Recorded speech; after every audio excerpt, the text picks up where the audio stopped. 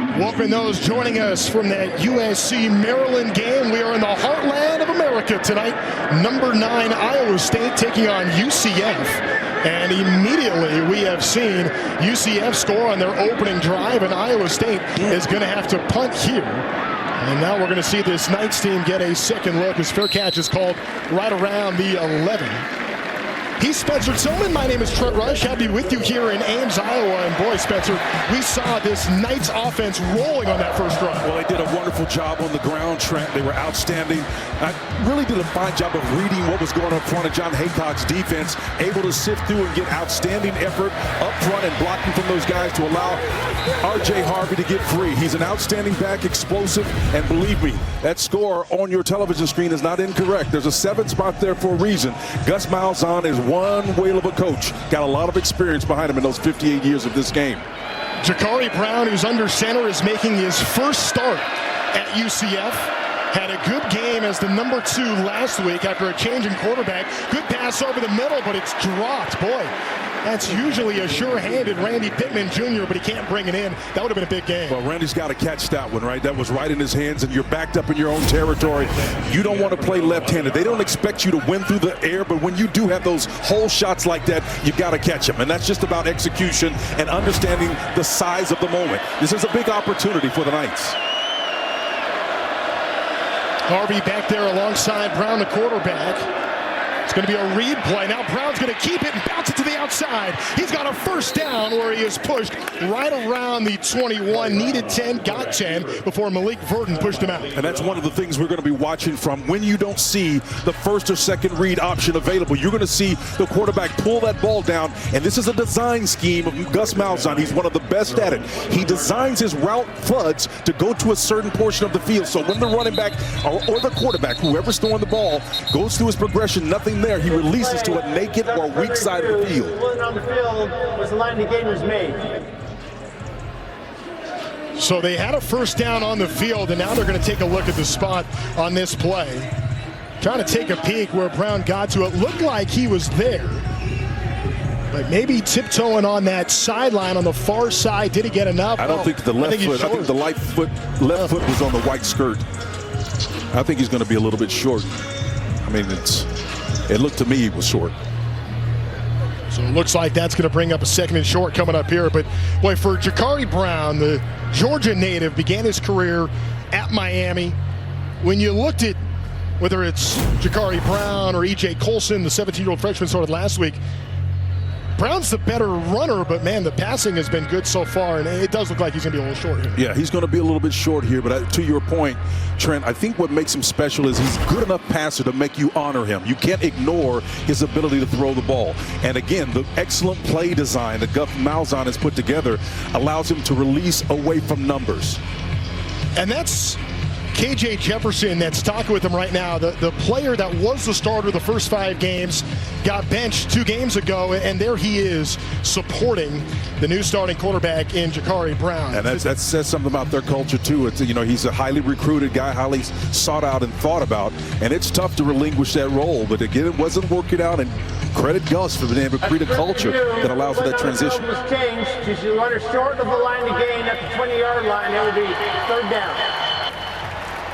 So 3rd and 1 coming up. Time now for our Hampton Stay in the Game, sponsored by Hampton by Hilton. Hilton for the stay. Spencer, as we look at some stay to the game in this one, boy, for UCF, this is off to a great start. Well, again, it's just about shortening the game for the Knights, right? And then sustaining those drives so that you can get this vaunted offense off the field. I would say Cyclones, the fast start, they're in a hole. This is who they do, right? This is what they're all about. They've got to find a way to speed up the scoring process. You might not find a better second-half team in the country than Iowa State, but you don't want to get too far behind against an excellent running team like UCF. They can control the clock. That's going to be a give-right decision, and there's the first down after the review. So Harvey there to pick it up. Well, that made that play work. Jakari Brown, the quarterback, took a shot, and the only reason he took a shot is because the mesh point was given to the runner, and the defender didn't know he had it. And that lets you know this guy's really working this offense and selling that. It's not just some cursory step he's going through. He has bought into what the scheme is all about. You're going to get hit in Gus Malzahn's scheme. That's going to be a handoff over to the left side, and a good open field tackle made coming up with a stop was Darian Porter.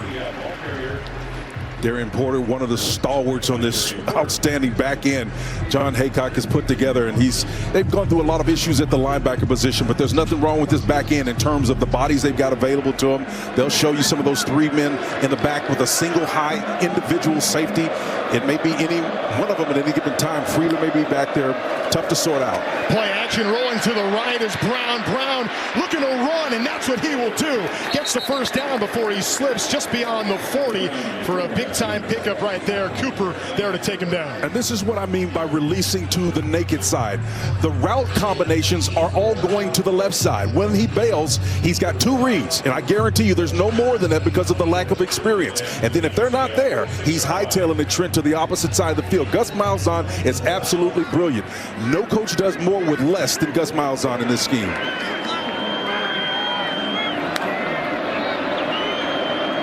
That's Miles Montgomery back there with Jakari Brown. And it's going to be a give to Montgomery. Just gets past the 40. 4-yard gain. You know, one thing about a John Haycock coach defense, they're going to play with integrity. Those down linemen up front, all 4 of them are outstanding, but you've got to slide lateral to the line of scrimmage with this group because they've got running backs who are shifty enough to make the run fits become very difficult to make, and you got to stay with them. John Haycock, the defensive coordinator at Iowa State, little end around here, nowhere to go, and another really nice open field tackle for Darian Porter. Well, that's twice now Darian Porter's gotten to that edge and didn't cut it off, right? If you can get those guys to not be able to make that corner, it makes a lot of things more difficult for the offense, and ultimately the defense, your battery mates behind you, their efforts get a lot easier as well, and that's what they need because this linebacker crew has been decimated with injuries. Everybody's stepped up and played at a high level, but they're 3 deep right now in that department. Porter, an Iowa native, showing off the speed, set high school track and field records here in the state. Now it's 3rd down. To the air they go, incomplete. Well defended as we see the muscle of that secondary for Iowa State. That was Hudson there. Again, an opportunity to get pressure, and there's some rare cases you'll see John Haycock's defense bring pressure in this situation, but with a young quarterback, Brown, trying to figure out what he can do for you, well, one thing about it, under pressure, it's tough for him to complete those passes against man coverage. So after UCF was able to score in their opening drive, they will punt here. In this 4th and 7 situation.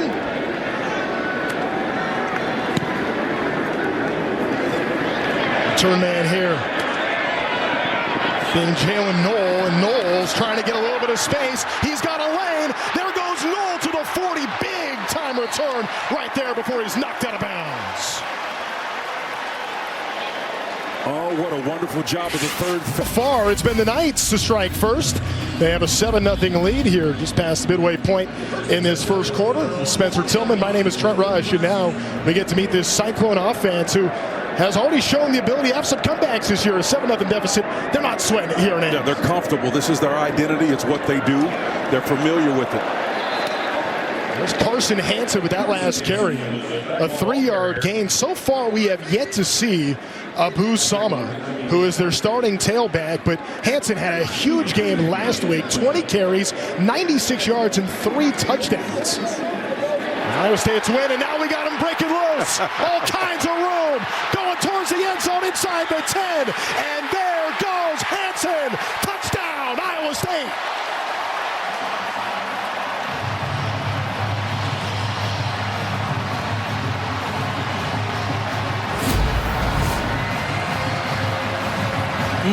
Bob, number 26, Hansen, man, he's rolling inside. I love the fact that he's got that kind of shiftiness you would expect from a smaller back, but man, he's got pop in his step as well. Able to put you in his hip pocket and then close the deal out on the other end. So you see that urgency coming out. Taylor Mauser, the offensive coordinator, able to strike, not necessarily through the air, but on the ground, keeping this thing tight. Who says the Cyclones can't have big plays? 56 yards on that last carry as Carson Hansen gets into the end zone. And the PAT is good just like that for all the momentum UCF had to start this game. Iowa State with a strike in the form of the sophomore Minnesota native, Carson Hansen. Stadium to see the number 9 Iowa State Cyclones. And they just got a scoring drive. Carson Hansen going 57 yards, 2 plays. Thank you very much. Well, the equalizer was impressive to be sure, but I think equally as impressive is the opposing quarterback that made it necessary for them to have to score as fast as they did. You know, this is the second consecutive week I had a Brown at quarterback that surprised some people. Ryan Brown came in for Purdue and did some wonderful things and shocked some folks. That unknown factor of the quarterback can be profound. And it can change everything. And with UCF with a new signal caller, this one gets fielded at the 5 to the 20. Not a whole lot of room right there to go. And now we see R.J. Harvey, the star tailback for this Knights program. What a great start to the season, trying to pick up that production from the last 3. Well, it makes you one-dimensional, but I think what it underscores, and the point is obvious, when he's on, they win, right? And then when he's not able to rush for those big yards, he cannot control, or at least help this team control the outcome of games. And so as he goes, so this team goes.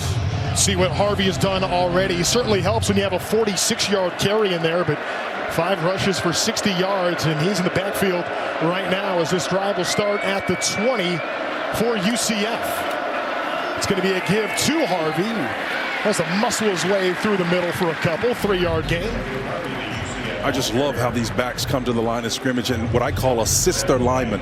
They set up these defenders, and when they peek to one side, that it's communicating to the offensive lineman to then take the player that direction, and then the back goes opposite. Assisting your offensive lineman. See that C on the shoulder. Part of what he leads as well. This is going to be Brown to the keeper. Got slipped up just past the 25, and he keeps trying to fight for extra yards. Trent, if he'd have kept his feet, man, he might have hit his head on the goalpost. I mean, he's stumbling around there for extra yards. I mean, nobody really hit him for a while. He just kind of Keystone copped it in there for a while, right? He's spinning, and there's nobody there. Got a big battery made out in front of him. This Amari Knight. Ryland Barnes finally brought him down, and then there's another takedown behind the line of scrimmage. And R.J. Harvey running into a swarming defense led by this man, Bo Freeland.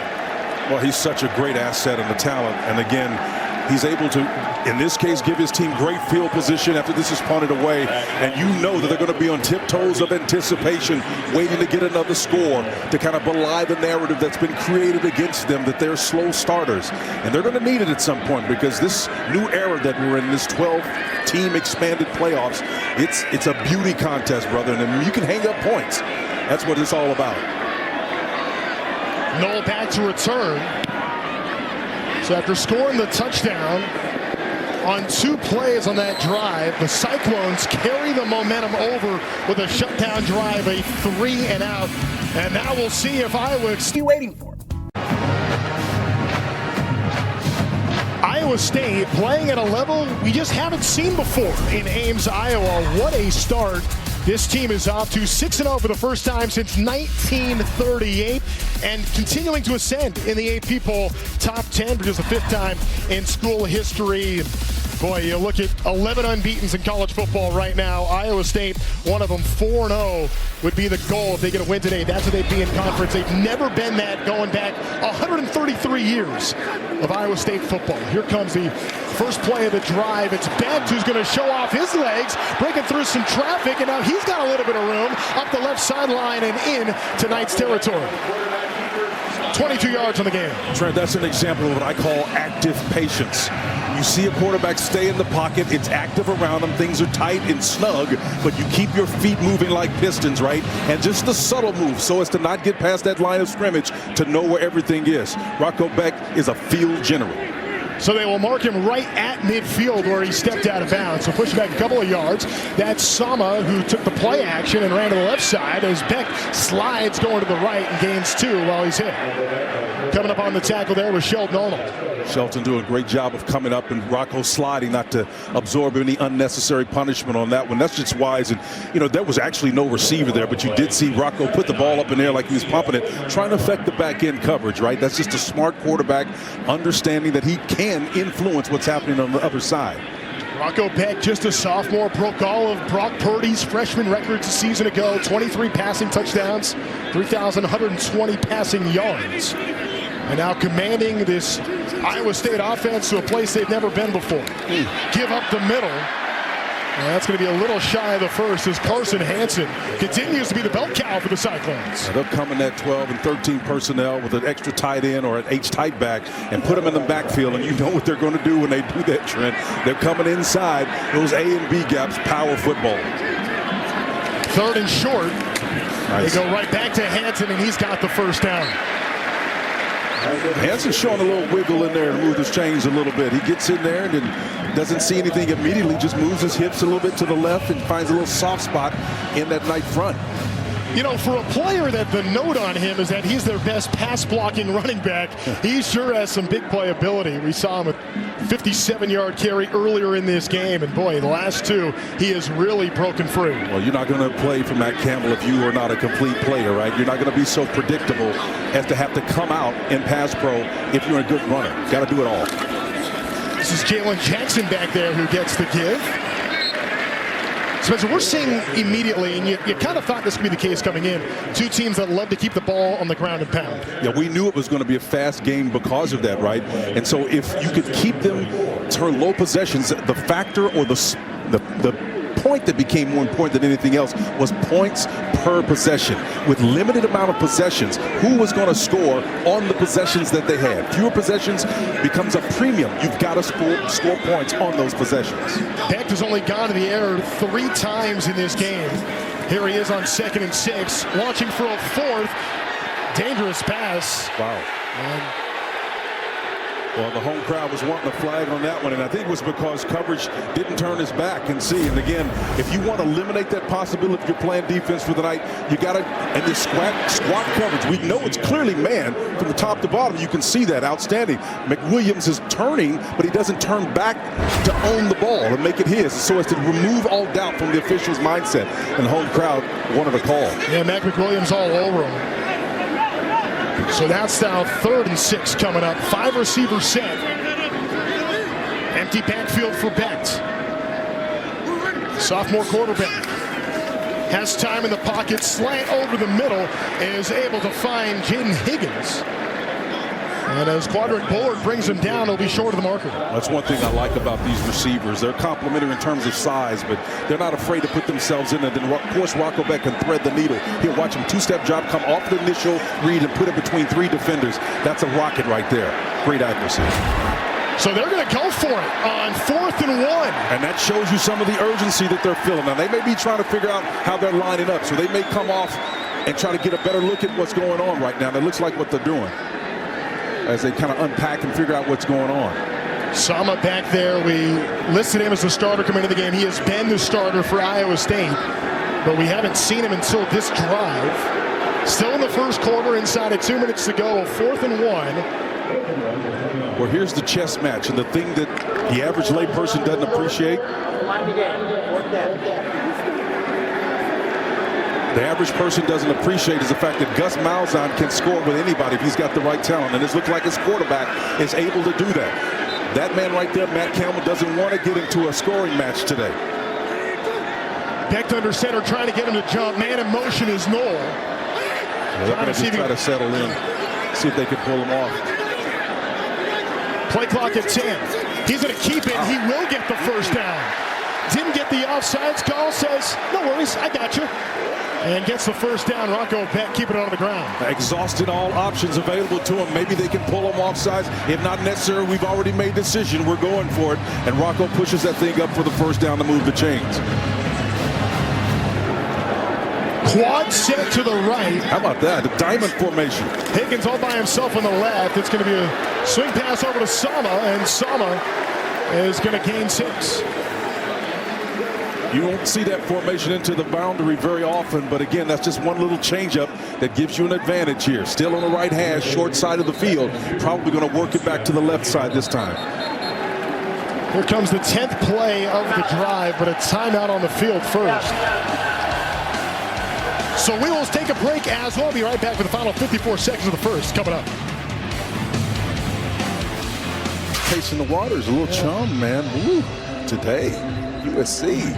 On the short end. Tough one to go down at Maryland. Wow. Now 3-4 on the season are the Trojans. There's Carson Hansen in the backfield. Iowa State already over the century mark on the ground in this ball game. Inside of a minute to go here in the first quarter. They'll play action over the middle. That one is caught for a first down. Inside the 10, Benjamin Brommer, the tight end. Excellent job of Taylor Miles of showing power formation with those two tight ends set up in there and then motion him out. And then watch this. He's going to go out on the island to get man coverage. That tells you something about it. Get your big receiver out there against man coverage. They go back to Hansen, who bounces it to the left side, and he's in the end zone. Touchdown, Cyclones. 5 yards to give them a 6-point lead. Well, that's what you do, Trent. You tee him up, right? You get him conscious of that mentally, understanding it's a power formation scenario, and then you do something totally antithetical to that. Throw to a single receiver away from the detachment. Look at that. That tells you run. Everything about that's inside now. Last formation was just the opposite. They threw it on that. Now they come right back and run it and then hit you on the edge. Just an outstanding job of play selection by Taylor Mauser, first-year coordinator. Carson Hansen fantasy owners have to be pleased. That's 5 touchdowns in 2 weeks as that one is up and through. So it's Iowa State by a score, 14-7. There were 30 seconds to go in this opening half. What a start to this ball game as Carson Hansen finishes the draw, but 11 plays for 73 yards. Understanding the inherent nature of the game and then the opponent, I think, being able to respond. The narrative I get out of this, Trent, is that Iowa State is saying, look, we do start off slow typically, but if we can score and we want to score, we can score. And so they're doing it on the ground. Now, they haven't even got to exploit those outstanding wide receivers. And the third prong in that wide receiver tri-unit they've got some talent there as well. And now we'll see how UCF can respond as Matt Campbell, I'm sure, pleased the way his team has bounced back after giving up a touchdown on the opening drive. But you look at how good this Cyclone defense has been. Top 5 scoring defense in the country. But they have struggled comparatively in stopping the run. And we saw a little bit of that from the Knights on that first drive.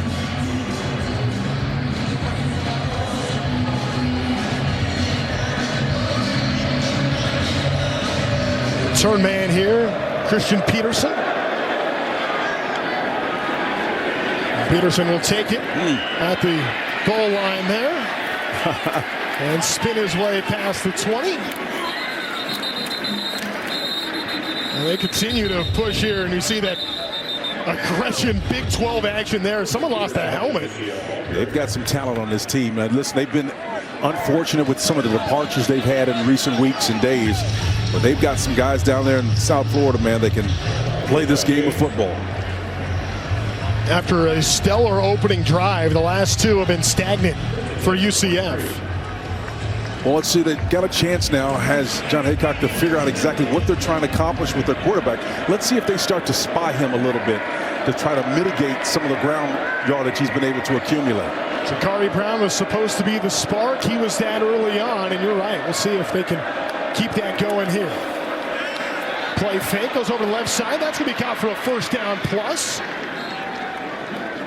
On the reception, Javarius Johnson, before Bo Freeler brought him down.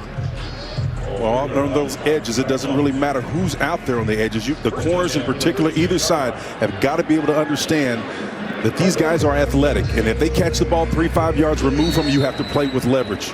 13-yard gain for the Auburn transfer is going to take us into a timeout. We have played 1 quarter here in Ames. Or it was the Knights swinging early on, but the Cyclones in a groove right now.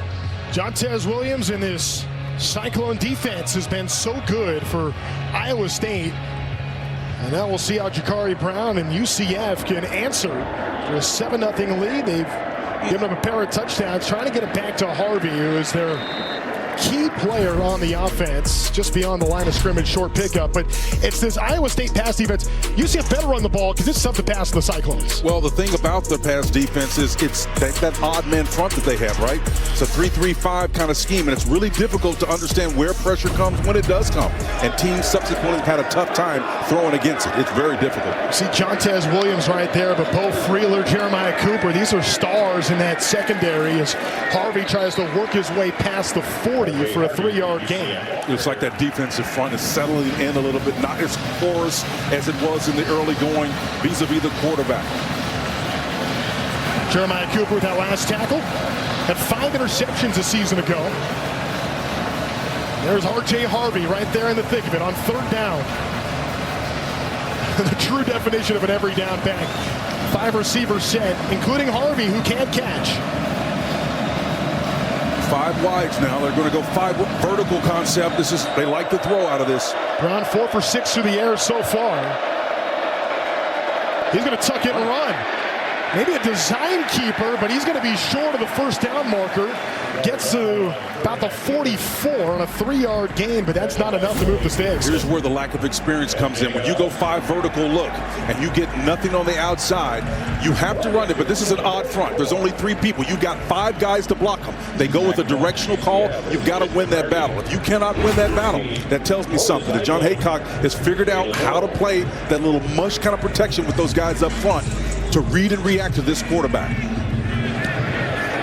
Jalen Knoll back to return at the 10-yard line. He'll field it, and now going to cut over to the right side, and he's got a lane. He got a little help with the block as he goes about the 25-yard line, where we will see the Cyclones take back over coming up after the timeout.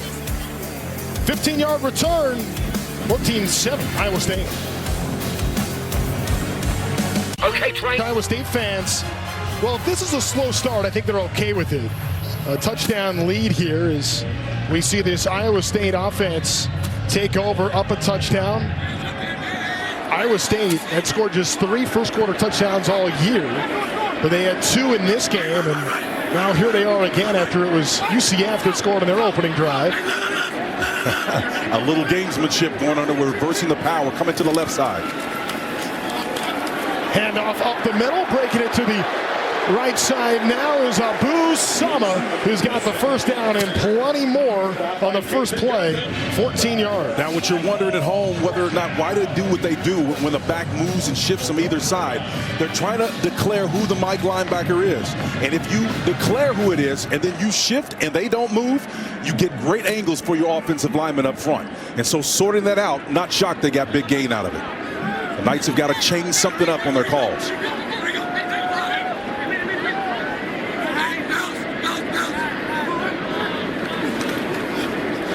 Hand off over to the left side. It's play fake and a pass to the right. That's going to be a 2-yard gain. Pass is complete over to the tight end there. Great little nice little change up there, what you would call split flow. When one back goes one direction and the other back goes a different direction, now you're still trying to affect. And I love the game plan, right? You're trying to affect the ability of the linebackers to hone in on your predominant runs. It's Tyler Moore who picked up 3 on that last one. Boy, that is a muscle run right there. Taking a shot is Sama. That was from Najee Kelly and Ethan Barr, who teamed up on that one after the 5-yard gain. And I'm telling you, he was coming from depth. Martrick Bullitt, he's a player that comes in there occasionally. They move him around a lot in different positions. Big shot there now. 3rd and 3 coming up here for Bex. This is Kelly looking on. A little tight bunch formation to the field. Probably going that way, to the right. Beck looking over to that right side now. Fires it that direction, but Plummer couldn't bring it in. So a stop for UCF. Iowa State went for it on 4th down once already. Don't think they'll do so again in their own territory, but stranger things have happened in college football today. Yep. So Ted Roof responded a little bit here. Now you may have the outside receiver out that tight bunch formation on a go route. Defender falls down. You got him wide open. He's sitting there figuring out, hey, I'm up. I'm wide open. I'm wide open. There was Jalen Knoll. Wide open. And Jason Johnson slipped, and that's a miss right there. Back to return is Trent Whitmore.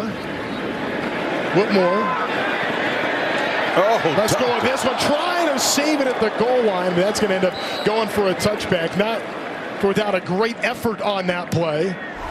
He slips right there. You know, we have seen a little bit of that here in this game. We saw some just slipping and falling and sliding all night tonight so far here at Jack Trice You Stadium. may have the short cleats to 2-inch to 1-inch, but then so you got to go to the sideline and get the right ones that work, right? You know, they've got this Bermuda grass that's a little bit longer than some Kentucky grasses in portions of the field I've seen in the past. And so whatever's got to work, Brown's got to figure out what's going to work for him. All the other receivers has got to, but I think the technical part of it is you have to plant your feet properly and not cross over and then slip and cause your own injury. Nice. R.J. Harvey with all kinds of room. R.J. Harvey, he's got no one else to catch him. R.J. Harvey all the way into the end zone. Touchdown UCF, 80 yards.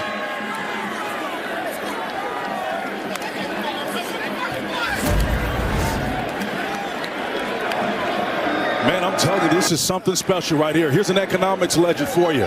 R.J. Harvey is inflation. Everybody behind him, real wages. One can't keep up with the other. He's going to hit his head on the goalpost as a result, man. This guy is unbelievable. A long shot specialist, big time, number 7 on the dice. And as he clips the 3,000 career yard mark, R.J. Harvey getting the Knights right back in this game. I did appreciate the econ lesson. I feel like we're on a college campus. Maybe we should do a little bit of learning here as the PAT is up and through to tie the game. But for Iowa State taking that momentum back, R.J. Harvey flexing the muscle and the wheels, going 80 yards for the score. I didn't have to spend my life. There's not a better big play runner in the Big 12 than R.J. Harvey, and he has gone 10 carries, 146 yards, an 80-yard score on that last run to go over 3,000 for his career. 6th of all active tailbacks in college football. Harvey has been outstanding for this UCF team, trying to get right on the road against the top 10 team and get a top 10 win for just the 4th time in school history. He's got decent size. He's a short guy. You know, he's 5'9", but the functional speed he showed on the back end of that run, he's got a 5th gear, partner. He can get after it now. Iowa State will take it from the 25 here as we'll see the Cyclones try to bounce back. And this game has really been dominated on the ground by both teams. You knew UCF was going to be that, but with Iowa State and those really good receivers in Jaden Higgins and Jalen Knoll, you're just kind of waiting for Beck to start getting outside a little bit. Yeah, you're waiting to do that, but I think there's a bigger narrative trend that's working here. If you can get through the gauntlet in any conference, through your conference, you are going to set yourself up for success down the road. And I think any coach, and it's not playing conservative, wants to get through the season without showing their whole hand. Tonight, they're going to empty their bucket a little bit to keep up with Gus Malzahn's offense. That was Knoll in motion, and the handoff goes over to Jalen Jackson, who gets hit in the backfield. X3 Alexander all over him for a loss of 1. And again, just to unpack what we're talking about, you have to navigate through the course of the league and then have some advantages. If we take a look at this play one more time, inside zone, a nice job of getting to the edge and then turning that thing back inside from a defensive standpoint to limit the yardage on that one. But you're planning out for the course of the year, and if you can save some stuff and keep it in your back pockets, then you can use it from some of those key opponents like Utah, if you're Iowa State's case down the road. Play at Utah. They still have Kansas State at the end of the season. That poses to be a big one, trying to get it downfield to Higgins, who was just overthrown. There, Ladarius Tennyson, the safety, was lurking too back deep. That's something you don't want to do. This ball is coming here. You can see singled up with off coverage, but eyes trailed inside, knowing you got the single high safety behind you. And Tennis was there waiting for him, man, to deliver a shot. Najee Kelly on the ground right now for UCF. And he says that he's pointing toward his left knee. The Miami transfer came with Jakari Brown and offensive coordinator Tim Harris from the Hurricanes to this UCF program. Let's take a look and see if we can see it again. Coming on the right side off the edge of turn spin. That's that grass again, man. These guys are slipping down there. I mean, that one looked pretty difficult to respond for. And we have seen a lot of slipping so far in this game. Tied at 14. There's Gus Malzahn, the head coach of UCF, trying to get this 3-game skid snapped and do so in hostile territory. Relying on his defense here on a 3rd and 11. Inside game pressure. Beck trying to scramble out of the pocket. Launches across the field. And that's going to win it. These guys are falling down, Trent. Again, this time a home crowd receiver, tight end working down the field can't keep his footing on that particular play. So what do? How do you respond to this now when your guys can't keep their feet? Well, you got to run with integrity. Keep your feet underneath your shoulders. And when you're trying to cross over as a running back, do not cross over with the opposite leg the direction you want to go. Short punt. It's going to trickle near the 30. At the 32-yard line where it will finally come to a rest. And we will see this UCF offense take over in their big play runner. 45-yard punt that ended up taking a nice bounce, but R.J. Harvey just went 80 yards, longest run any Big 12 players had this year. Absolutely, and then you got to, if you're John Haycock, you're saying to yourself, okay, what do we do to stop this guy? We've got to tackle more surely, but these are run fit issues, right? They're finding little voids in there. Once he gets to that second level, this guy's able to put you in his hip pocket, and clearly, as we just saw, run away from you if necessary. So they've got to find a way to shut him down before he gets going. Iowa State a top 5 passing defense, but 63rd in stopping the run. Keeping it is Brown, able to fall forward after the initial contact, gets to about 38, 6-yard gain. Partner, when you're playing this odd front with 3 down linemen, that means that you've got one guy that's responsible for 2 gaps, and that's usually the big nose tackle in the middle of your structure. But that frees up the linebackers to be able to make plays. So they're depleted. And believe me, that's the strategy. Let's attack these linebackers right here. 2nd and 4. Nice. Launching goes Brown over to the right side, nearly intercepted. Trying to find Javarius Johnson. Incomplete. Well, it's incomplete, but I like the idea of the thought for Brown, right? Taking the shot, he's got the big arm, so you're not just doing it as a cursory deal to get them away from you, right? This guy has a legitimate opportunity to make this play. And but for the fact that the ball is maybe just defensed extremely well, that was the difference right there. Just great defensive play on the back end. Was Darian Porter all over him. UCF 2 of 5 on 3rd down so far. Here they are on 3rd and 4. Empty backfield. Just a 3-man rush. Plenty of time looking downfield. Looking for Johnson again. And it falls incomplete in coverage all over him there. Jeremiah Cooper. Jontez Williams. The coverage was tight again. That's back-to-back plays. You're going to take a shot, and Gus to say, hey, look, man, we're going to put that thing up in the air. Now, what they've got to do now is get good punting, not to flip the field back to the advantage of Iowa State to stay in this contest and keep it where they need to have it. Tied up at 14.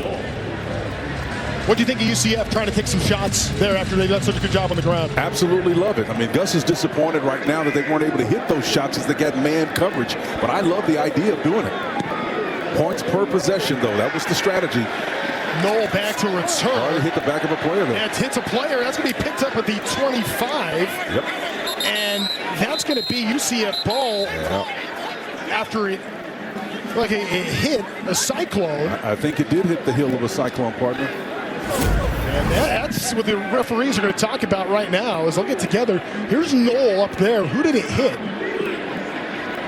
Looks like it might have hit a UCF player first. That was Antoine Jackson. So it's going to be Iowa State football. Yeah, hit Jackson. If obviously it's an Iowa State player, different story, but there's this big, a bunched up group right there. Well, it wasn't dueling numbers, I know that, but the 81 on my roster got a different number, so I'm not going to put him out there because it looked like it hit the back of his heel to me. Trips to the right side for Beck to this Iowa State offense. Gibbs goes to Carson Hansen. He's had a whale of a night already after a career game last week. 4-yard gain as Quadric Bullard comes up with the tackle. Quadric just with a great run fit. That's how you play this. If you see 2 or 3 yards on first down, that's a win. You got to keep him under 5. But Quadric showed you why they move him around and he's available. But the run fits is where all the integrity starts with this defense, any defense for that matter. This is part of the eye candy that Taylor Mauser will show you. He'll move the formation, but it's really base play. They're going to run inside zone to the left. A little fake off of that. And play action. Beck rolling to his right. Gets around the defender, makes his man miss, and slides just short of the marker.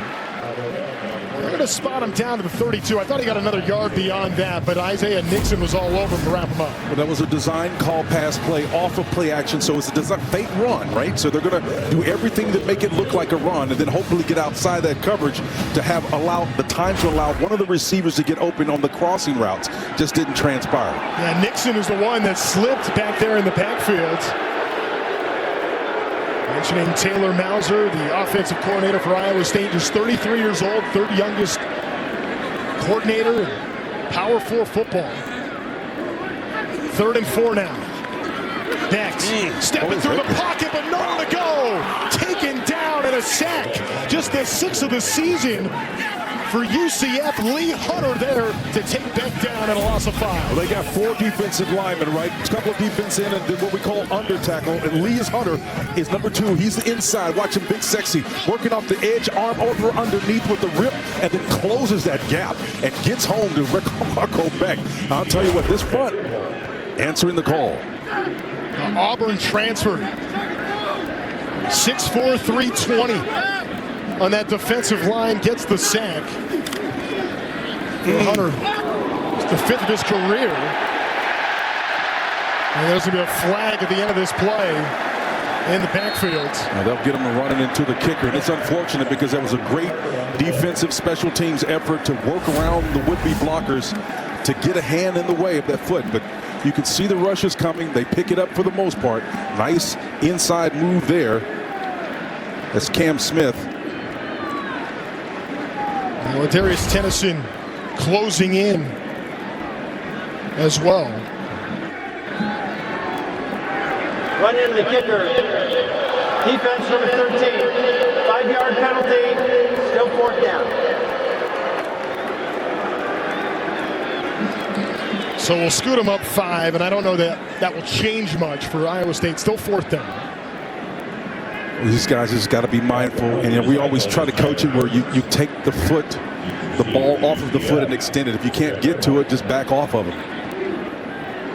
That complicates things for Gus Malzahn. That's really frustrating. He tried to hit a couple of shots in the back end of the last possession. Now going to have a little tougher situation to deal with here. Whitmore back to return. Nice. Good punt inside the 20 to the 15 where Whitmore picks it up. He's able to bring it out to the 22, gain of 7 on that return. Great time of year, not just college football, plenty of baseball on Fox as well. Tomorrow on FS1, Game 6 of the NLCS. Francisco Lindor and the Mets take on Shohei Ohtani and the Dodgers. Coverage begins at 7 Eastern on FS1. Ohtani the best player in baseball? I think so. I think so. Yeah. Got a chance to be around him for 6 seasons. I know. He is a special talent. I tell you what, though, Francisco Lindor and the Mets, they have had a magical run. That's a good series.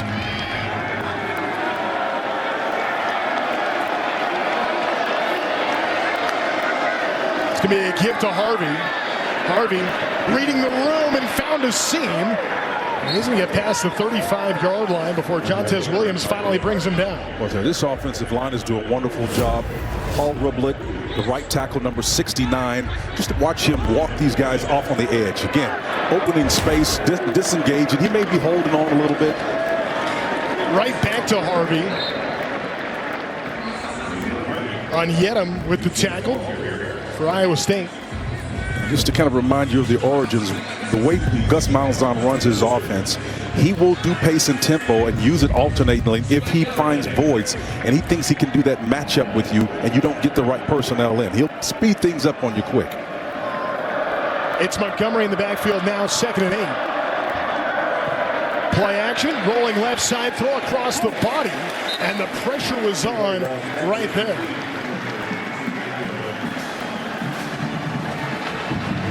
When there's been so many different linebackers in this lineup, with John Haycock here, 41 comes through. You can see that odd front.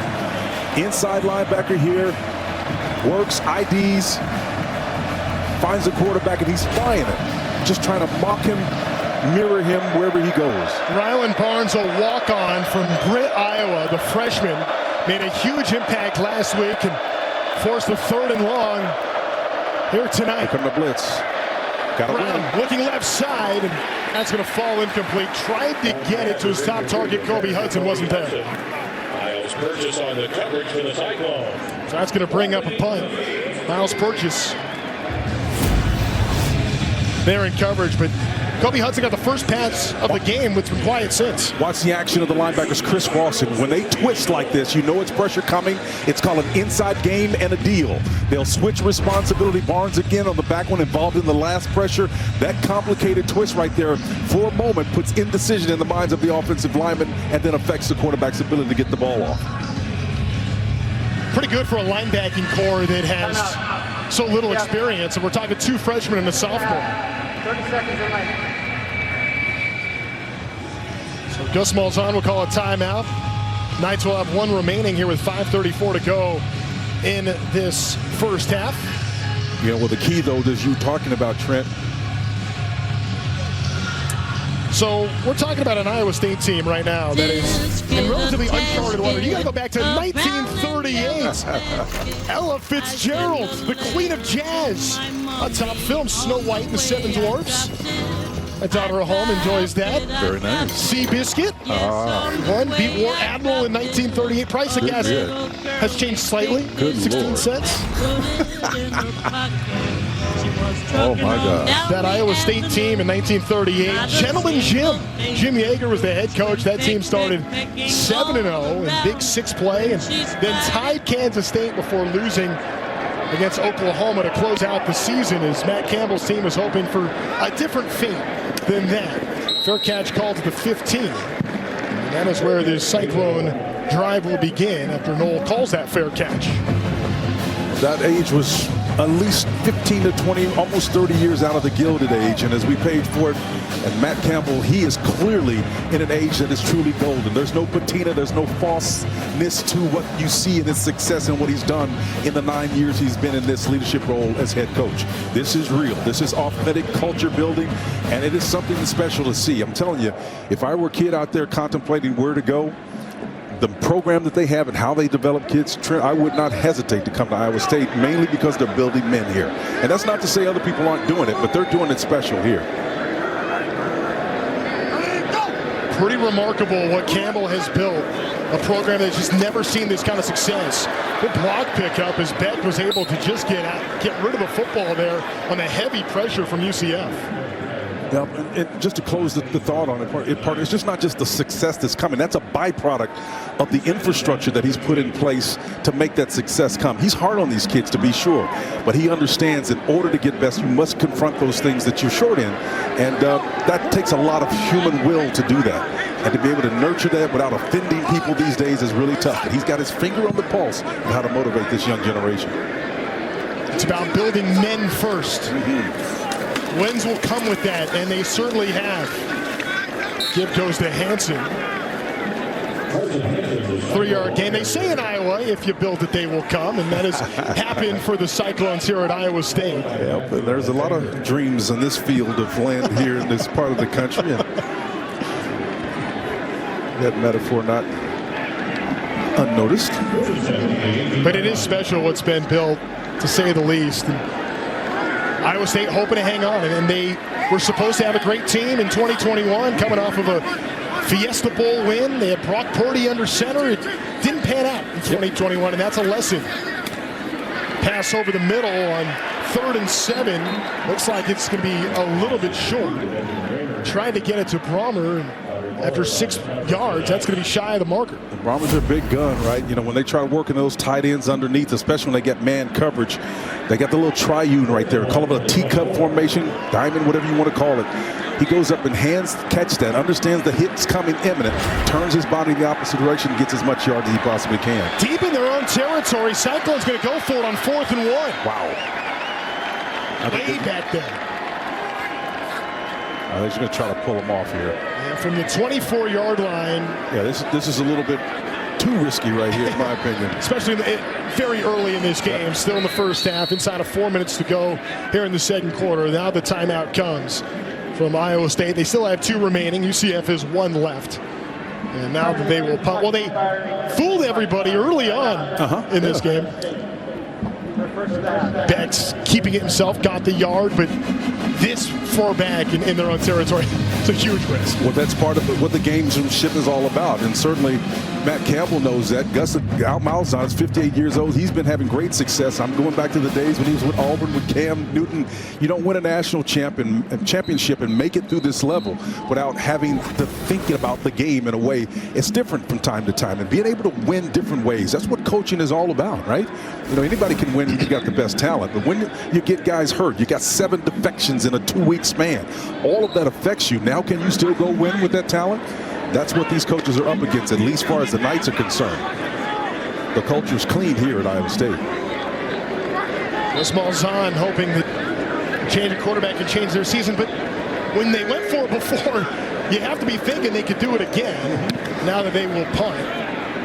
It's a pretty good one. Fair catch being called at the 26 by Trent Whitmore.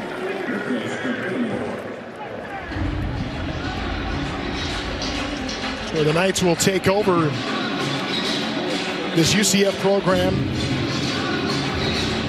Back-to-back years, started 3-0. Gus Malzahn's team had a 5-game skid last year, trying to avoid that same fate this time around, and that rushing offense already over 200 yards. Yeah, that rushing offense is going to put up numbers, man, however they can get them.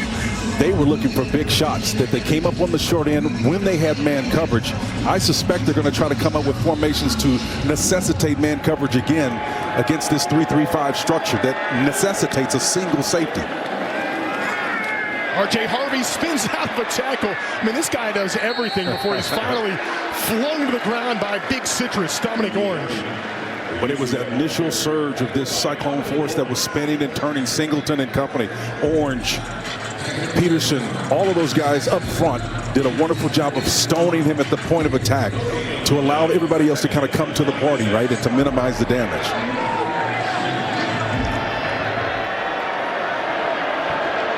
Brown able to get back to the line of scrimmage, so 2nd and 10 incoming. Hand off to Harvey, who slips through 1 tackle, brings another defendant with him to the 35-yard line before Cooper Ebel gets the tackle. So now this is an interesting call here because you're in what we call a run conflict scenario.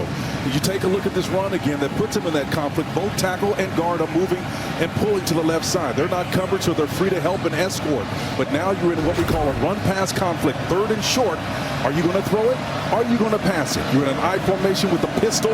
Now you're out of it underneath run. Both teams have struggled on 3rd down, but it looks like they're going to get this one. So that will be a 1st down for UCF. 2.5 minutes to go. Malik Verdon with the tackle, but now a team that loves to run the ball. If you're trying to punch it in before halftime here, you wonder how that clock management comes into play for UCF. 2 minutes and 18 seconds is an eternity for Gus Malzahn team. I don't care who you are. He knows how to use the clock, and he knows and he will throw it if he can. The key is, can he keep them in man coverage? Just 1 timeout remaining. They'll get the 2-minute timeout after this play. Nice. Theoretically, it's a pass over the middle. That's going to be caught. Randy Pittman Jr. on the reception gets across midfield into Iowa State territory. I tell you, there's no fear in Brown, and there's certainly no fear in Gus Malzahn to call this route over the middle. So that's going to take us to the 2-minute timeout. UCF driving, trying to take the score into halftime. See you fellas at the half. Sarge. Sounds good, Mike. Appreciate that. How about this UCF team trying to drive in 2-minute offense? Want to take the lead. A lot of pressure there in the backfield on Jakari Brown, who just gets rid of it. Well, that's one way to affect Jakari Brown, is not give him time to set up. And you know that Gus Malzahn wants to take the shot at this point in time, right? So you affect a young quarterback that doesn't have a lot of throws underneath his belt.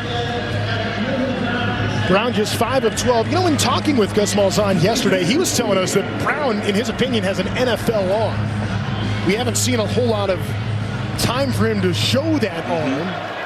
So most of his damage been on the ground to this point. And here's 2nd and 10 inside of Cyclone territory. Play fake over the middle, intercepted. Frailer jumped it, and he got the pick. The team captain, a senior from Colorado Springs, gets the interception, his 2nd of the year.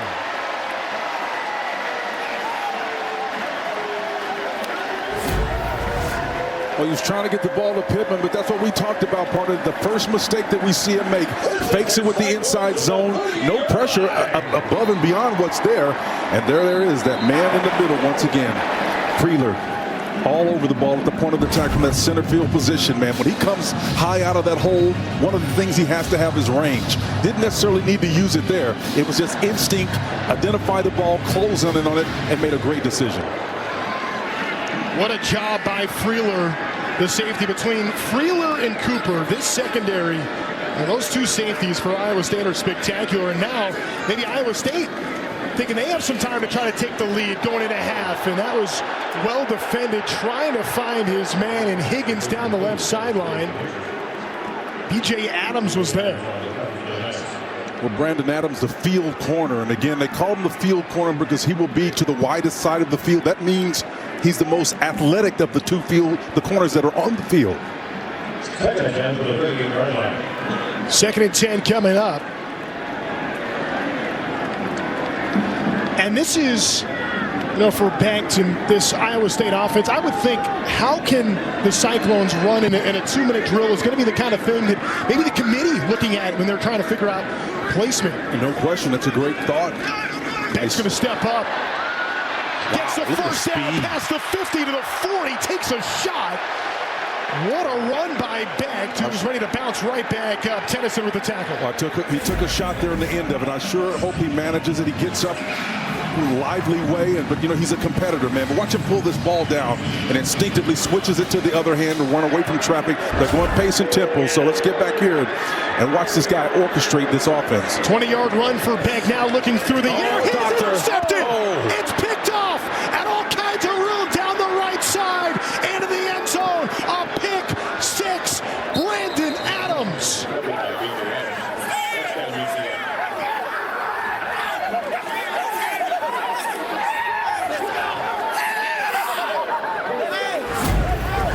Wow.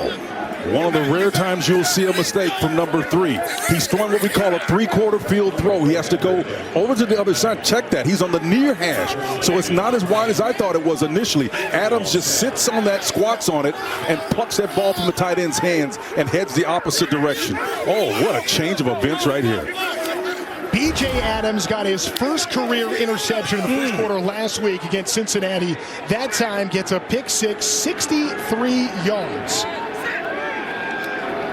As the PAT is up and good, as we saw a clean start to this game, turnover free until you get inside 2 minutes to go in the half. The team's trading turnovers, and it's the Knights who go up 7. Well, none of us thought that Ted Roof's defense was going to be supplying the difference maker as we came to the half. But here's the thing about it. You've got a chess match on your hands right now. The middle 8, the last 4 minutes of the first half and the first 4 minutes of the second half, the adjustments will be made, and this game will be won in that framework, I guarantee you, because you've got 2 stellar coaches right here, partner. Yeah, he's pumped up on the sideline right now. He should be hanging out with the big man, Lee Hunter, right there. And you mentioned Ted Roof. It was about Gus Malzahn getting the band back together. Roof was the defensive coordinator when Malzahn was the offensive coordinator on Gene Chiswick's staff in 2010. Auburn and Cam Newton won a national championship, reunited in Central Florida. And this UCF program trying to take down a top 10 on the road. That man, in many ways, with his offense, could be a magician, but liking his defense, getting him some help as well. Absolutely. And we were talking to Ted yesterday. He said, look, at this point, my next stop is the greeter at Walmart. He says, I want to make sure I'm playing with guys, coaching with guys that I want to coach with. He's at that 60-year mark, around that time period. He's saying, look, I don't want to work with these guys in this time period where guys are running away from the game and being chased away for different reasons. NIL and all that stuff. He just wants to be back with someone that's familiar and competing. Jalen Jackson takes that about 3 yards out of the end zone and gets absolutely smacked right there. Coming up for that stop, Andrew Harris, the sophomore, laying it. Andrew Harris hit him like he stole something, folks. That's textbook right there. Had across the body, framed up properly, coming full speed, size, and he just laid it on him. I'm telling you, he brought his hips low and into that and finished. I'll tell you, I call it the element of recency, Trent. The last thing you do, you tend to remember most. Coming in on the halftime, you making big hits like that, you're thinking about it at halftime. Harris telling Ted Roof right there, hey, forget special teams. I got to be on defense right there. I'll be getting the two deeps. Long way to go now. 91 yards. Beck will have to go to try to tie this game before the half. They go to Carson Hansen. Gets brought down to the 15. That last interception by Brandon Adams, by the way, the second longest pick six in Big 12 play this year. Well, so just to make sure that doesn't happen, they're going to try to get in here in halftime as quickly as possible and be judicious and run that clock down, because on the heels of that end zone shot we just saw a minute ago, you need to get into the halftime to figure out what plan is going to work best in the second half. Is worth noting, Iowa State has been maybe the best second half team in football.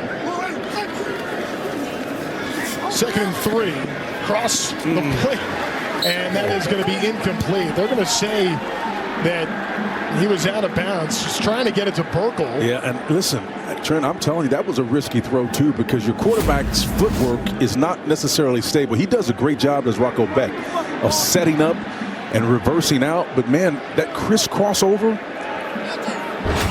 that ball doesn't have a detector on the side to go where he wants it to go then. Opponents are scoring 4.3 points per game in the second half against Iowa State. So if you're Iowa State, you're thinking, all right, we'll tell UCF, get your points now. They're not coming once we come out of halftime. Run up the right side, and Jalen Jackson's going to be brought down after a short gain.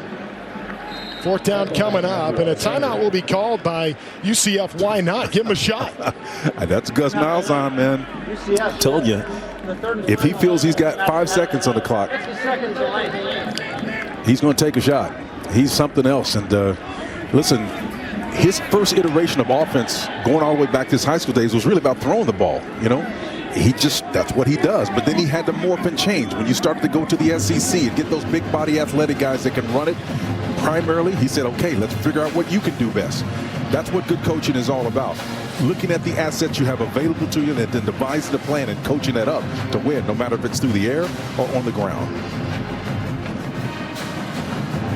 There's Gus Malzahn right there, who, for this UCF team, has brought some energy with a change of quarterback. Iowa State, Matt Campbell, their head coach. All the talk coming into this game was about the dominance of Iowa State, and many prognosticators believing the Cyclones were a fallen away favorite in this one, and maybe UCF thinking enough of that. But look at the way he's dealing with this quarterback right here. Conversation, talking to him in a manner that's consistent with the culture and the character. He's been here before. 9 years, he's seen this before. Trying to calm down his sophomores. Fair catch was called right around the 40. Matt Campbell has not trailed at halftime this season, but is 17 seconds away from just that. I think they were up just 3 against Houston and was able to come back again on the road. And of course, they have been road warriors going back to last year, ending last season with a huge win, and that was the debut of Abu Sama, 270 plus against Kansas State, and they haven't looked back since. 6 straight road wins for Iowa State, a telling sign, but trying to defend Jack Trice Stadium, which has gone silent here late in this opening half. A statement has been made by the Knights that have shown some toughness, as Bo Goodwin gets the tackle there, and that is going to take us into halftime. Matt Campbell, 12-37 in his career when trailing at the half. Only better numbers than that if number 9 Iowa State is going to come back at home, as Gus Malzahn's Knights really have stepped up in the first 30 minutes. We got a fun one. Our halftime report's coming up. We'll send it to our LA studio with Mike Hill, Emmanuel Acho, and Chris Peterson. They will pick up from the 25 here. In the first half, We saw Rocco Beck complete just 6 passes, but if he can get to those guys, those two, Higgins and Noel, are outstanding. That's been the missing element, right? We have not seen that tandem really be dominant in the first half, but yet they are sitting here. You know, it's a one-score affair, and I think the reason why that is the case is because you've got great balance on offense for them. We haven't even seen much of their tight ends involved. When they get all 3 of those things working together, receivers, running backs, and tight ends, then they become very difficult. But this game is going to be won in the first 4 minutes of this half right now. I can promise you this. You just alluded to it, Trent. These guys are stellar at their halftime adjustments on both sides of the ball. If Higgins and Noel can get rolling, they are arguably the best tandem in the Big 12. It's been a handoff here. A hard hit is Sama right back at the line of scrimmage. So right away we see Iowa State go to the ground. And we got guys up there losing their hats, and they've got to be mindful. They got to come off the field if it comes off. It's Josiah Pierre. He lost his lid, so he steps off after making the hit. It's a great stick, too. You know, running backs, I don't care who you are. Sama's got great elusiveness, but when you come off the air, your feet, you're less effective and not on the ground.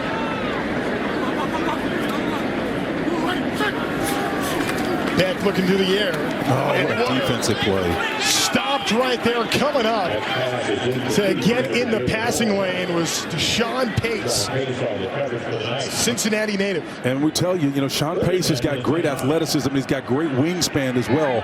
Just to be able to stick that long arm out there and bat that ball away just shows you the athleticism that's on this UCF defense. Pace is their leading tackler on the year. Had just one against his ex-team last week, but with a big pass broken up right there. They like PBUs. Beck trying to get out of the pocket. Pressure was on. Hit as he throws, and that's going to be a 3 and out for Iowa State coming out of the locker room. Malachi Lawrence, a defensive lineman, number 51, all in his face. And Rocco Beck, you know, the adjustment has been made on the defensive side of the ball, so now check. And that right there, that guy's got some concerns, and they're legitimate concerns, because I guarantee you they thought about finding a way to move the ball down the field, and just the antithesis of that happened on this first series. Iowa State had a 14-7 lead. UCF 14 unanswered points, including a pick 6 in the final 2 minutes. So it's going to be picked up by Whitmore at the 25, knocked out of bounds right around the 30.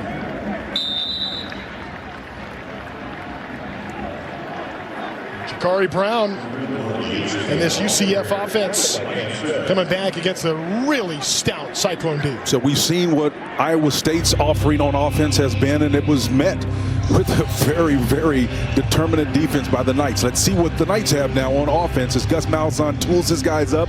He was frustrated on those last 21 points allowed in the first half, and he had some big strike opportunities, Trent. Missed on a couple of them, but they still got points and the lead. You're just not used to seeing that. Now, granted, 7 of them were the result of a pick 6, but I still want to see this defensive effort for Iowa State live up to the billing. R.J. Harvey got a man on a mission tonight. He gets 2 on that one. A swarming tackle there by a plethora of Cyclones. Bo Goodwin, first on the contact.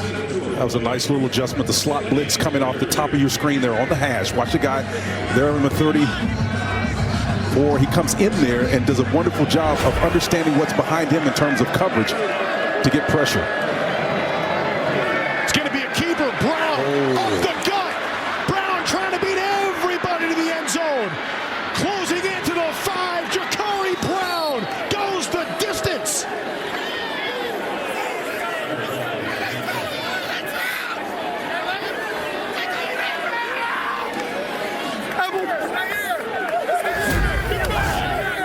And at the end of it, partner, he ran away from Darren Porter, and the speed here. Watch him come upfield and then put that foot in the ground, come off of his read initially. He's not trying to go through a 1-2-3 possession. This is a design run all the way if those first 2 reads aren't there. And watch him do the brilliant thing and take the angle away from Porter, who's much faster than he is, but because of the shift and the change in angle, he was able to take that advantage away. Oh, just brilliant.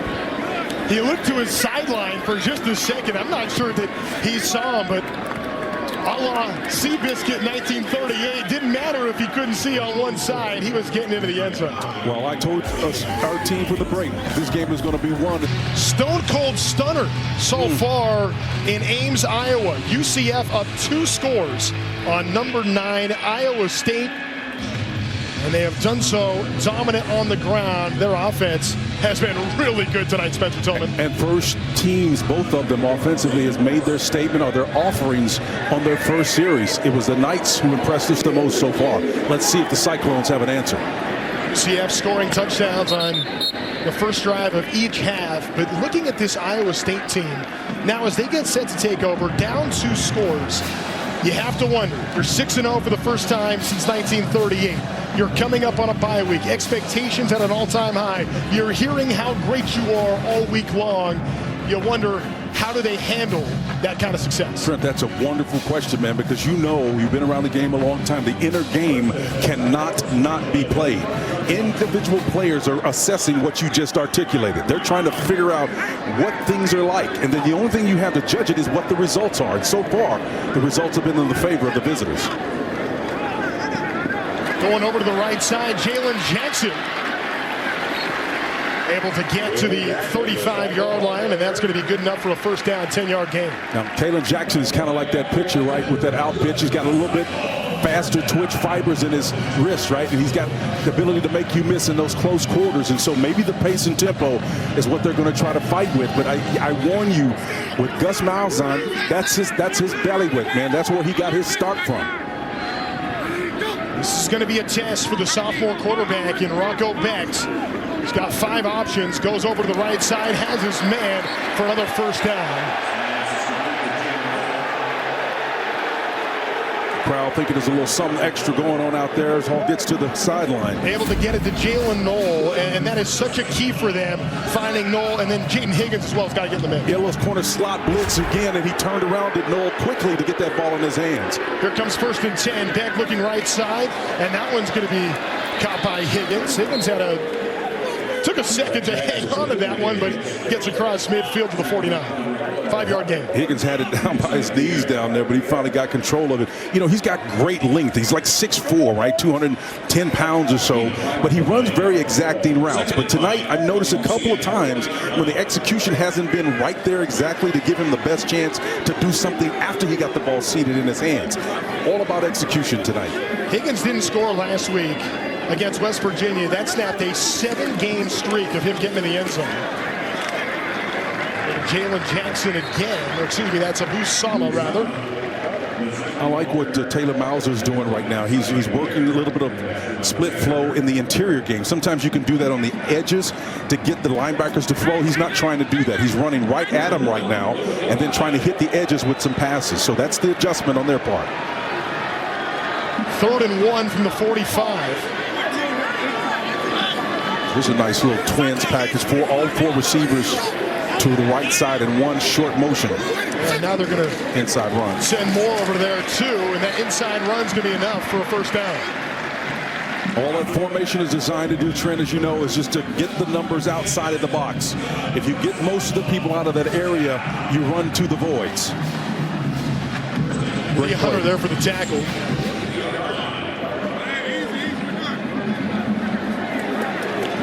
We were asking how would Iowa State respond. So far, the Cyclones have been marching. Yeah, it's the anatomy of their response, right? It's methodical.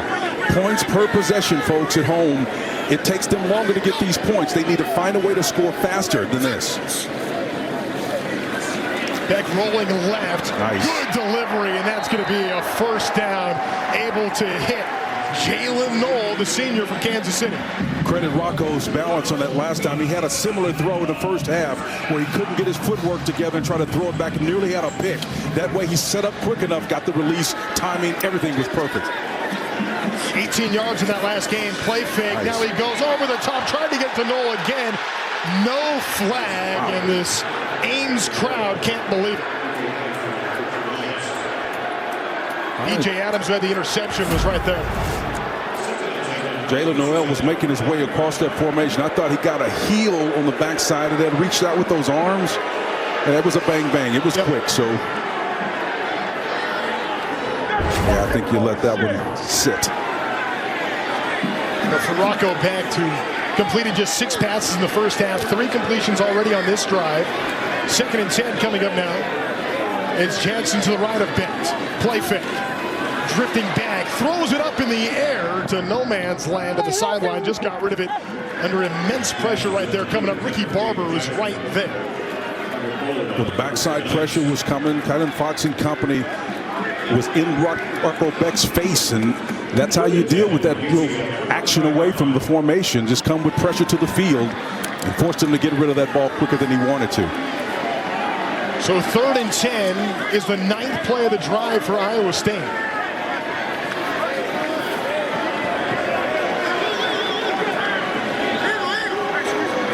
Comes a little pressure corner. Got to watch the edge here.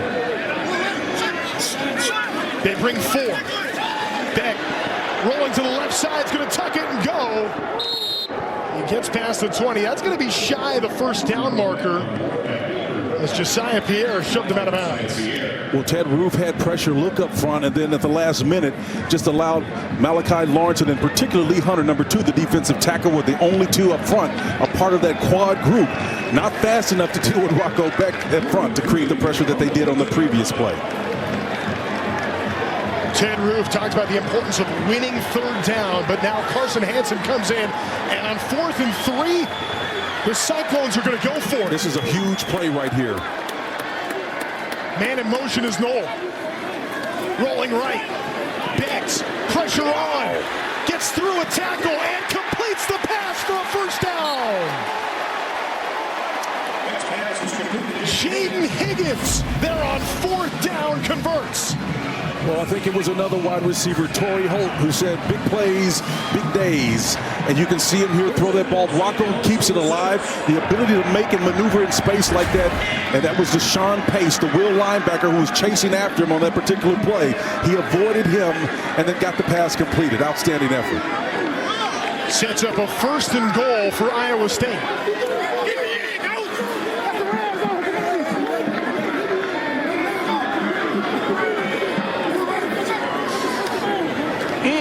Play fake, deflected through the middle, and there comes the flag.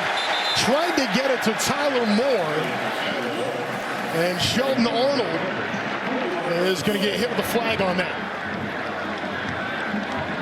Well, that was a good job of Rocco getting that off because he had pressure coming from the backside and obviously on the receiving end. Pass interference. Defense, number 9. Fellas thrown in the end zone. The ball will be placed at the 2-yard line with an automatic 1st down. Yes, so Sheldon Arnold again gets back there, and you got to be mindful when you get down here in the green area inside the 5.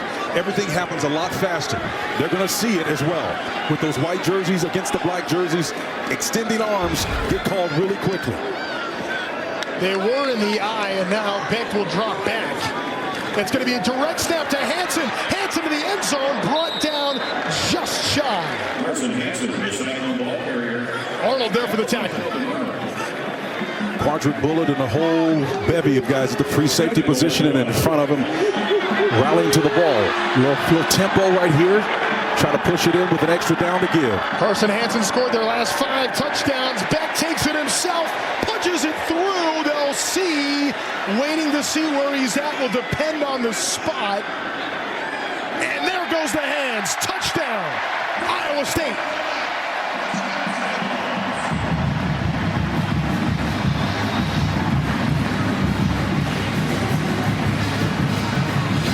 Well, Trent, the anatomy of their success is the same. Their possessions, both net and touchdowns. One just took a little bit longer than the other. And then they finally got in with those big bodies averaging 316 pounds along that offensive line. Got in there and just overpowered these Knights up front. To a certain extent, though, for Iowa State, you didn't need to feel pressure. I know being down 2 scores, plenty of ball game. Oh, no question about it. Again, the issue is the math begins to work in somebody else's favor if they're able to score with more frequency quicker. That's the only problem. You may be able to match it, but if it takes you longer to do it, points per possession become huge.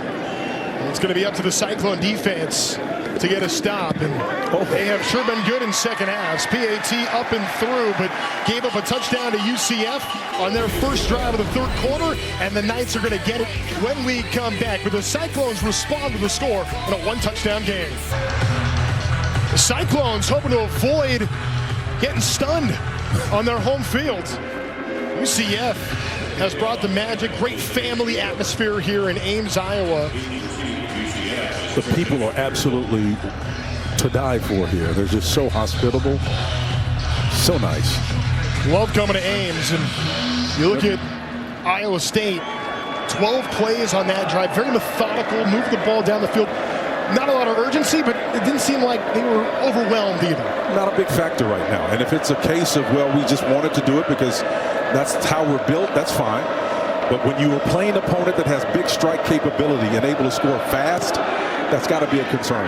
It's Peterson back to return, and he's going to call fair catch at the 1. Wow. Was he in the end zone? What the heck? We'll see where they mark, if they say he was in the end zone or at the 1 yard line. Did he step out? They'll say, I guess they'll say he was in the end zone. Yeah. So fair catch. I think he may have fair caught it. So yeah, so that's it's okay. Yeah, there you go. That's what it was. So they'll start at the 25-yard line, where we will see this Knight offense, and their quick strike ability has been impressive. Partner, you just nailed it right there. That's it. If that trait or feature of their ability to score remains consistent, you got to match that. Campus just 30 miles from Cape Canaveral. Well, they can go blast off, but right there, that was R.J. Harvey. Stopped. Well, John Haycock says, listen, we're going to play complementary defense then. It doesn't matter what our offense is going to do. We're going to match it and get aggressive and play aggressive style to get the ball back in their hands so they will have the time to do what they need to do to score, even if it takes them a little bit longer to do it. That's great complementary football right there. Need another negative play. Ryland Barnes there for a loss of 3. This time a keeper Brown lowers the shoulder past the 30. Went 67 yards for a score on their last drive. Second longest run for a touchdown UCF's had. And that looks like a decent chunk of change there for that run, but it's not quite a true run conflict scenario. I think it's still more of a run pass type situation, and let's see if they choose to bring pressure to get to the quarterback. Whatever they do, they've got to play sound at that nose tackle position. That was Kale Brazina that made that last tackle here on 3rd and 4, coming up, looking left side, short.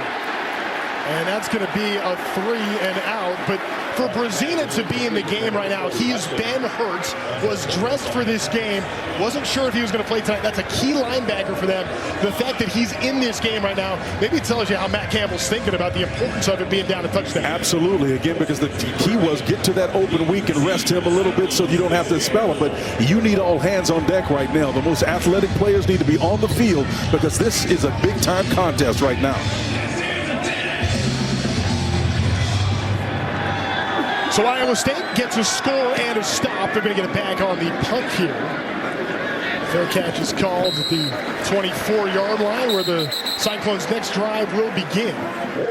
I think that last defensive stand was the most significant drive of this game so far, partner. I really believe that. It's going to, Iowa State, a chance to come back. The touchdown was big, but you're right. The defense in a stop, keeping that momentum the Cyclone way. Rocco Matt, the quarterback for Iowa State, really struggled in the first half, but boy, Spencer, in the second half, it looked like on that first drive, he was ready to take care of business. Yeah, Noel helped him out, and then he helped himself out with some nice, nifty footwork right there. And Higgins on the back end, and of course, him finally getting in on the ground. A nice mix-up there, too, on the offensive side of things with Taylor Mauser, the offensive coordinator, mixing things up. Sophomore quarterback showing that leadership. Hands off to Sala there as he is met by X-Ray Alexander and stopped short of the line of scrimmage. X-Ray Alexander at that will position. He's usually backing up Deshaun Pace, but man, I'm telling you, they go deep at that position, and they've got some guys that are willing to put their chin strap in there. So after just completing 6 passes in the first half, goes 4 of 6 on the last drive, has nearly matched the yard total. That came out on a mission out of the locker room. Here he goes through the air again, and he's able to get it over Jalen Knoll. Higgins, rather. Jaden Higgins for a 12-yard gain. You know, Brandon Adams and those guys deciding to play man coverage out there on the edges, pace and tempo now, trying to get the ball underneath the center to move it downfield. You sense the urgency in Iowa State. This is the big handoff and stopped. Jalen Jackson. Boy, Lee Hunter has been all over the Cyclone backfield. I mean, Lee Hunter is a big dude, man. He's got great athleticism. He's 320 pounds, 6'4", but watch number 2. He's in that number 2 because it makes him look sexy, slims him down a lot. But he gets in there, and I'm telling you, Trent, he just shows you his ability to move and laterally inside those close quarters. Got to do those vertical stripes instead of the horizontal ones. That's right. Got those old high pockets. He's a football player, man. 2nd and 11 here for Becht. The late handoff to Sama. He's able to push past the line of scrimmage after taking some initial contact there. Ends up gaining 3 yards before Ricky Barber brings him down. Yeah, I'll tell you, a few players get as much done with this little opportunity. He had both the guard and the tackle pulling on that play for him. But I thought he was going to be dead to rights at the line of scrimmage and then end up getting like 3 yards out of that. Incredible. Yeah, that was a very impressive 3-yard gain. Still 3rd and 8, though. Iowa State just 2 of 11 on 3rd down. So they're going to get a timeout here.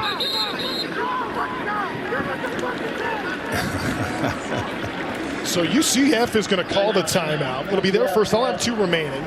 5 minutes and a second remaining here in this. Well, I think they had a man coverage look, but because of what was eventually going to happen was motion to that side, they would have been a man short. And you could hear everybody in concert saying, timeout, timeout.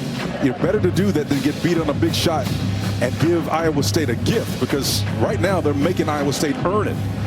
You look at the mean amount of times it takes them to get down the field on plays, that could have been cut short by that error had they let that play go without calling a timeout. Especially for this Knights team on the road, trying to get a top 10 win. They only have 3 top 10 wins in school history. And trying to do so in a place that's incredibly difficult to come away with a victory. You just don't want to take any chances. You have the game on your terms right now. But that hanging in the balance as well as Gus Malzahn, Park's instructions.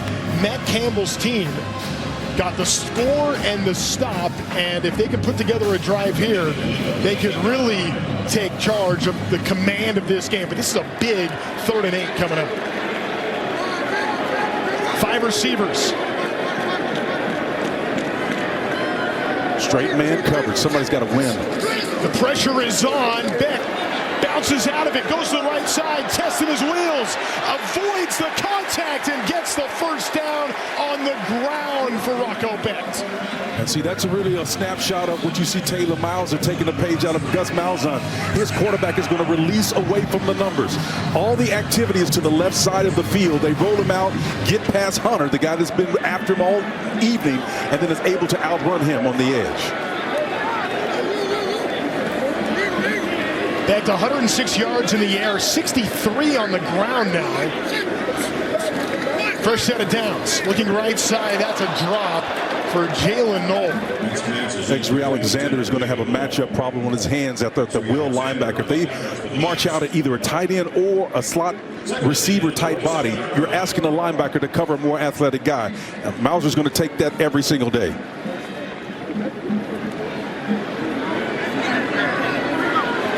So here comes 2nd and 10. It's not used to seeing Knoll drop passes. It just doesn't happen.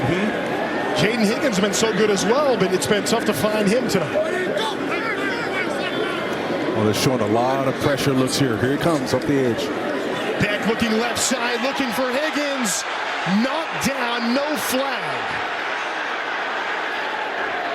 Well, I tell you, Brandon Adams, that field corner has been so outstanding out there. Again, back at home, we always kind of underscore this trend because I want people to understand the reason why he's out there. If you're trying to throw the ball to the wide side of the field, there's a lot of pressure on that cornerback to that side. So I need your best athlete out there. That's why he's the field corner. And with the push from B.J. Adams, it's not deniable. There was definitely contact there. If that pass is up, it could still get caught by Higgins. Back now over the middle, able to convert it. That's a dangerous place to throw it, but Knoll hangs on this time. Oh, Sheldon Arnold, the free safety, number 9. And again, that ball was coming, and Knoll had to choke his motor a little bit because he would have got it handed to him, man. Jalen Jackson, the running back, into the game here on 4th down. 4th and 3, they'll go for it again. Iowa State's had this twice already. They've converted both. See, right now, the out cut is there for the tight end in the slot position. They've got to find a way to cover that. Beck gets out of the pocket, runs for the first down. And Rocco Beck leading this Iowa State offense with his legs. Well, he's taking his time, right? And he's taking advantage of the opportunity. They put this ball squarely in the hands of their captain, number 3, Rocco Beck. Beck is coming to the line of scrimmage. Check with me, seeing where the bodies aren't. Numbers are not on the field right now. He's been a field general. Back to Jalen Jackson for a short pickup. And that run, Beck needed 3. He got 6. He's done a really good job running the football, but we're still waiting for this Iowa State passing attack to step up. Right now, they're winning the personnel battle. Ted Roof had a tough time getting his proper personnel in. And when you're not lined up, you can't play fast and win. 2nd and 9, 11th play of the drive. Beck looking right side. Wow. Overthrew his target. Next pass is incomplete. Jalen Knoll. Knoll and Higgins both in the neighborhood. Knoll was the man he was looking for, but nowhere close. That ball was high and away, as they might say in your other field. And nice little in-cut route on an arrow underneath. Oh, that's a natural pick there. That play should have been wide open, and that would have been a touchdown, man. All kinds of room for Jalen Knoll if that would have been brought in, but throw was off the mark. 3rd and 9. Got off coverage here. It's man, but it's off coverage. Got to get to home. Burkle's in motion. Beck stays up. Gets away from the tackler. Hunter now throws downfield. Caught by Sama. And the first down on a broken play. Huge right there for Iowa State.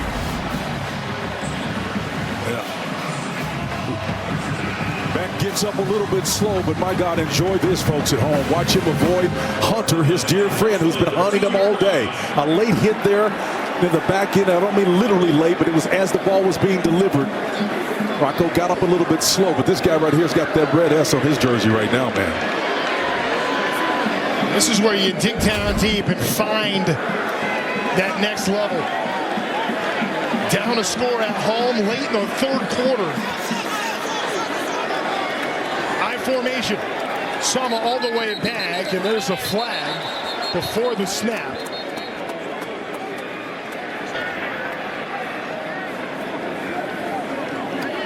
They may have to bring this one back 5 yards motion.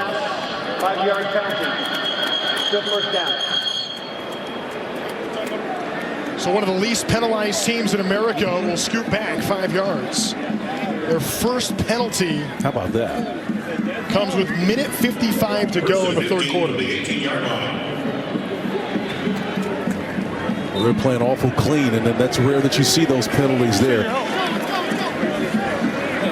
I just keep coming back to another double-digit drive.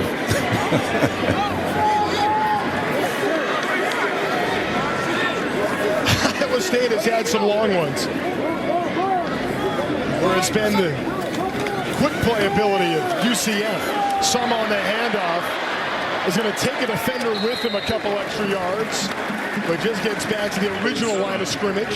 Quadric Bullard there, along with Dalen Dotson for a 5-yard gain. Tell you about these guys who've got the ability to run and chase. Watch Dylan Dawson, number 15, come from all the way to the far side of the ball to make this play, partner. He comes and tracks him down, doesn't give up on it. May have to take a little bit different route, but he finally gets home, coming from the far side of the play to make that. That's outstanding. High engagement level by these Knights. UT Martin transfer on a team that led the OVC in rush defense a year ago. That's why he's here now. Pass through the middle. That's caught. Touchdown, UC. Iowa State gets through the UCF defense. Jaden Higgins there for the score. And Trip, they owe as much to that drive and the success they're in to what their defensive coordinator, John Haycock, did for them. Cutting it short on the back end to give them this opportunity. From the slot position with off coverage, gets squat down, and then with that loose coverage is able to just make a little cursory move to get the ball placed right where it needed to be. And you're not going to win against that guy on the other end. Jaden Higgins now with scores in 8 of his last 9 games. Oh, the PAT's blocked. Oh, how huge that's going to be. The PAT would have tied it. It gets blocked. And the Knights keep the lead. Jason Johnson got in there to knock it down. Big play right there on special teams. And on a Saturday night in the Big 12, but it's UCF still up a score after the PAT was blocked. He's Spencer Tillman. I'm Trent Rush. What a game this has been as Higgins finds a way into the end zone in another long drive for Iowa State. Yeah, you know Higgins was going to score once he got down there off that off coverage. He's got a big frame, 6'3", 213 pounds or so, something like that. If you get a running start, the physics just works in your favor, right? If you're back and you're 5'10", 197 defender, you're going to lose that battle. So you can anticipate this happening. Once again, to your point, Trent, it's how long it's taking them to score that's my biggest concern. That's going to be back into the end zone. 25-yard line is where the drive will begin. Now, see, if they were playing a team that looked like them in the mirror in terms of how long it would take them to score, in other words, if it took them, the Knights, 14, 13 plays to score, then you would be in the fair territory. It's equal fight. But they have big strike capability, and they're not afraid to show it. So that's the part of that concerns me. If you're an Iowa State fan. It does feel a little feast or famine for UCF. No question. Either happens fast. It's going to be a 3-and-out, or they're going to go 6 plays and score. It's kind of what we've seen from the Knights so far here tonight. Handoff goes to Harvey. They've done a good job on him. Iowa State has in the second half. Had a monster first half, but knocked out of bounds by Jeremiah Cooper right back to the line of scrimmage. Well, another negative play to start off this possession for the Knights. And again, give credit to John Haycock, the defensive coordinator. He facilitated through his aggressive style that last score. I mean, by giving them the ball back, created another opportunity. Empty backfield. We've seen Brown have some design runs from this set earlier in this game. Really a soft cover 3 shells, 3 deep guys, no pressure coming, just a 4-man rush. Brown to the pump fake. He will keep it. Spins out of a tackle. And after picking up 6 yards, will be taken down by Ryland Barnes. The Barnes and company did a great job of coming up and spying and understanding when the quarterback is going to release and run it. Easier decision into the short side of the field because there's not as much real estate. They'll say a 5-yard gain. 4th quarter coming up. We got ourselves a ball game in the Big 12 tonight. UCF by 1. Start of 4th quarter here in Ames, Iowa. Number 9. Iowa State down at home. So the question is, does a traveling quarterback getting his first big start in a huge role crumble under the pressure? 3rd and 5 here. He's mostly run tonight. This time goes through the air and missed his man, R.J. Harvey.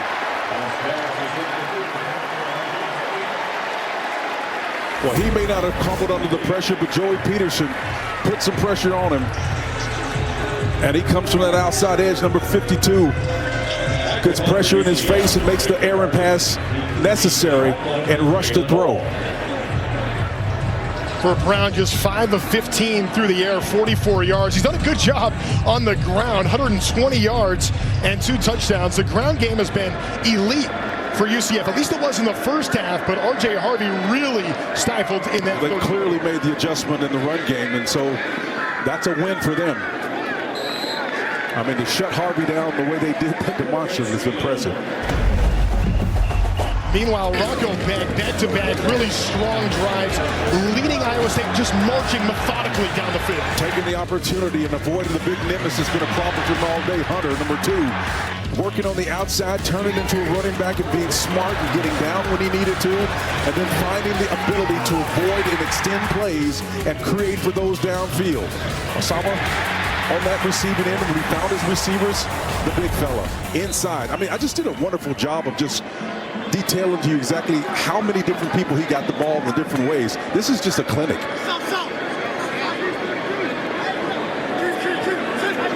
Some big 6 football right here. Ball gets handed up the gut. That was Sama with nowhere to go. X-Ray Alexander and Ricky Barber both in the neighborhood as we see Iowa State at home. First time as a top 10 team this year. It's the 4th time in school history going into a bye week. It's not just about handling success. Now it's about how do you handle the pressure. That's right. Place you don't want to be in second down behind the chains with a nice little creative blitz. Yeah, free lane, but slipping there was Marshall, and that's going to leave enough room to see Rocco Beck pick up 9.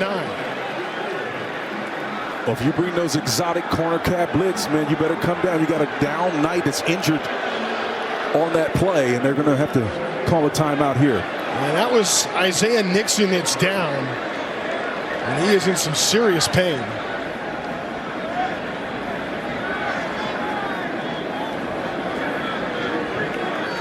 We've seen guys slipping all night long. Not quite sure if that was an impact injury or if that was a result of a kind of a self-fall, but clearly he's in pain.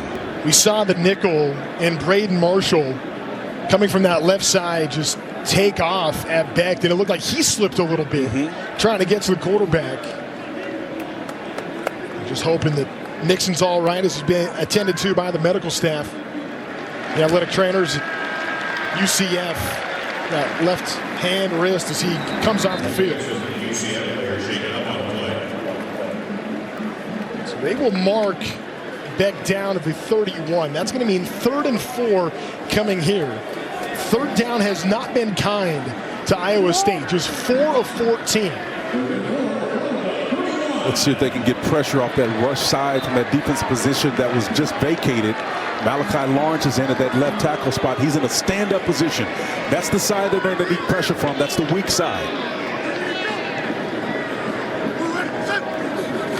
Back down to the shotgun. Pressure is on. Gets away from it. Has the first down and moves the sticks for the Cyclones. X-Ray Alexander there for the tackle. Partner, here's what we're just talking about a minute ago. And then, you know, Malachi was sitting on the outside. Lawrence, number 51. And you can see him here in a stand-up position. He goes inside. And guess what? Beck goes outside. Run where they ain't. It ain't rocket science, man. Did a wonderful job of taking advantage of that and just being a football player. The aerial attack for both sides really has been a struggle, but credit both these quarterbacks. They've done a good job on the ground. Compelling ball game. That's going to be a give to Sama up the gut. Wow. Sama still going past the 40 where he's swarmed at the 39-yard line. 22-yard gain.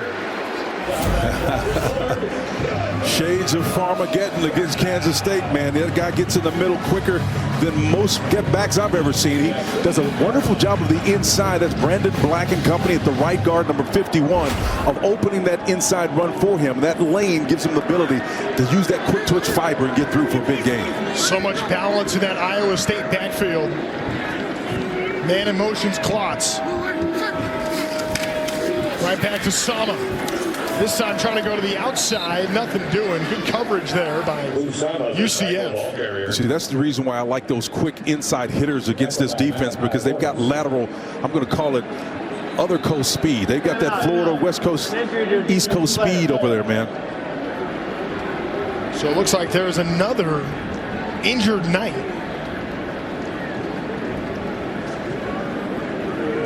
Like Alexander now. It looks like X-Ray Alexander, the sophomore from Auburn, Washington, a transfer from Idaho. He led his team at Idaho and Tackles a true freshman a season ago. Hey, next week, all eyes turn to Big Noon Saturday as fourth-ranked Ohio State squares off against Dillon, Iowa, and Nebraska in a pivotal Big Ten showdown. It all starts at 10 a.m. Eastern with Big Noon Kickoff live from Columbus, followed by Nebraska, Ohio State at noon, only on Fox. That's going to be some high drama. Looking forward to that one. A lot going on in the Big Ten, and we saw Nebraska see how they bounce back. How about Indiana, man, today? Indiana looks for real, don't they? They really do, man. They just got something extra. The two backs that they have are outstanding. I don't think there's an answer for them, Lawton and company. They just are so strong. It's been no problem for the unbeatens throughout this day in college football, though tonight we have seen not one but two teams jeopardy of losing their unbeaten records. Iowa State, one of them, down right now, but through the air, incomplete. Was trying to target Higgins, who he hit last time for a score, but that one just a bit overthrown. And that's unfortunate, too, because he had exactly what he needed in terms of the coverage. It's off-man coverage, and you're going to split those two defenders at the top with a vertical route. It's just a go ball, right? That safety has a long way to go to get over to affected. And I love the way Higgins just kept that route vertical instead of bending it in and taking the angle away from the safety who's playing center field. 3rd and long. Empty backfield now, 5 wide.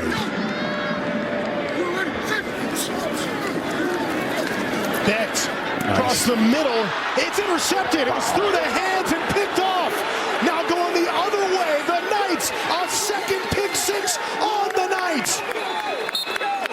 UCF, Braden Marshall all the way for the score. 70 yards.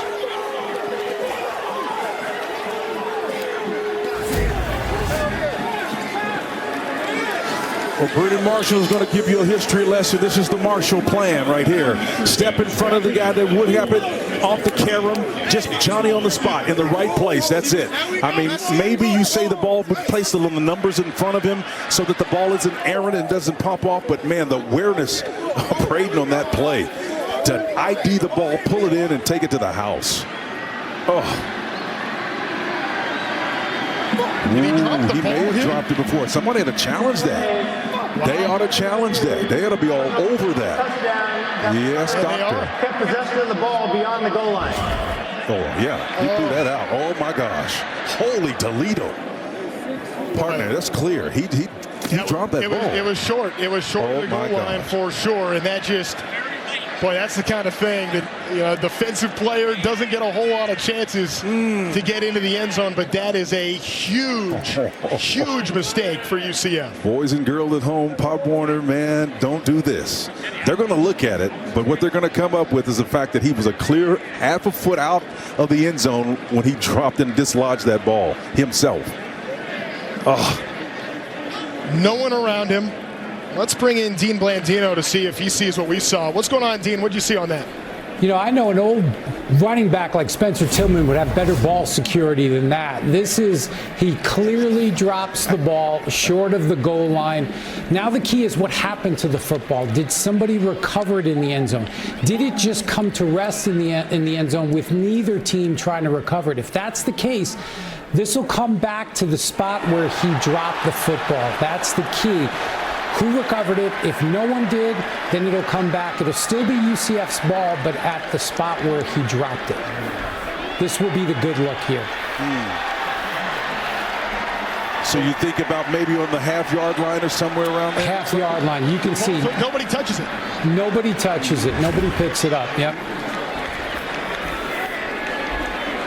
Thank you very much, Dean. Appreciate the clarity on that. So still a big break for UCF to get the interception, but it's not going to be a pick six. We'll see what these officials have for us. David Alvarez, our lead referee tonight here at Iowa State. Well, just keep coming back to that axiom of the game. Big games are lost, not won. It's usually a mistake as Gus Malzahn is kind of sorting it out. The runner dropped the ball at the 1 yard line prior to crossing the goal line. But there is not an immediate recovery, so it will be first and goal from the 1 yard line for UCF. Dean nailed that. Of course he did. Of course he did. Come on. And that's a learning lesson. Yep, on a play like that. Yep, and the film don't lie. You know, they'll sit in the room and talk about it, and depending on how outcome of this game occurs, if it was an opportunity lost, squandered, it's going to be a lesson learned in either case. There's a lot of UCF fans that want to see the Knights punch it in here. Nobody in the world more so than Braden Marshall. No question about it.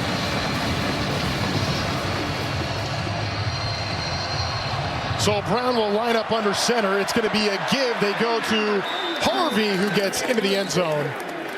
Touchdown UCF, so they do get their score. After all, took an extra play, and you know, Marshall may not like it, but Harvey says, yeah, I'll take the numbers. And he did him a big favor, because I can tell you, man, memories like that, if they were not able to get it in and somehow John Heacock's defense stood up and prevented them from scoring, that thing sticks in your mind a long time, brother.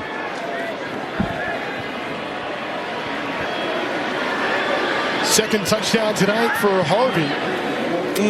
PAT is good, and that's going to mean an 8-point lead for UCF after Iowa State, who had scored on their last drive, missed the PAT.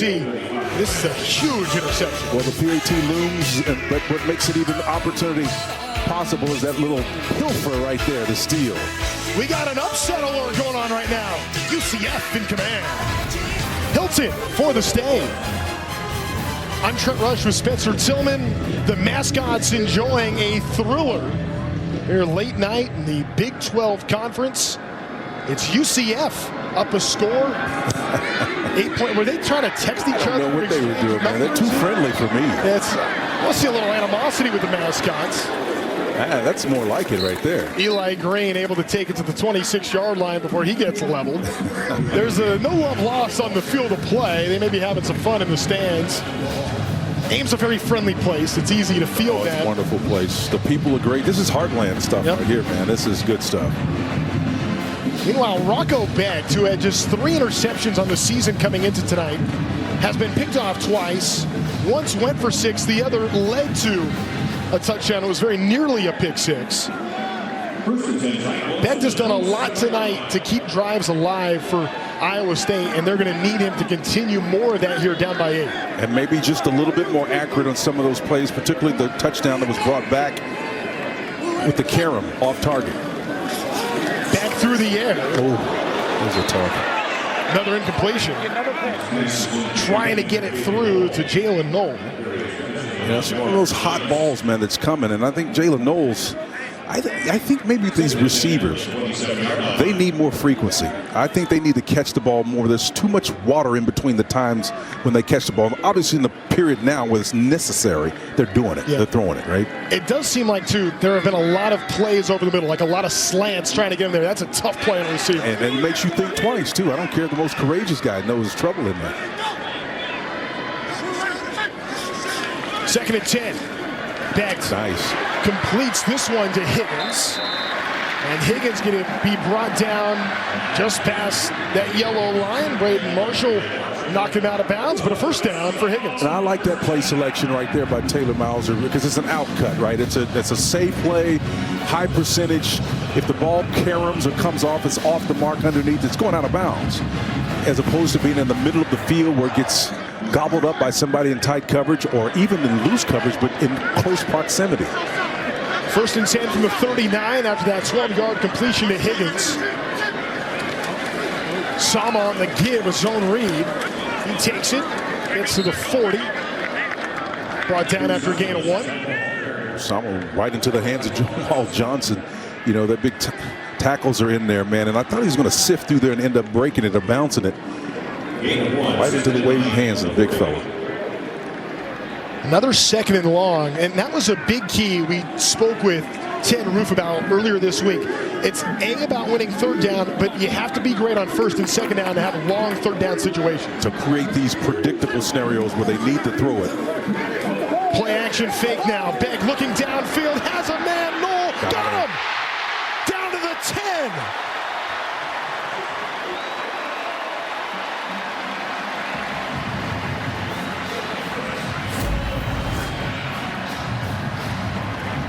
just love to see this, the beaten double coverage on the back end.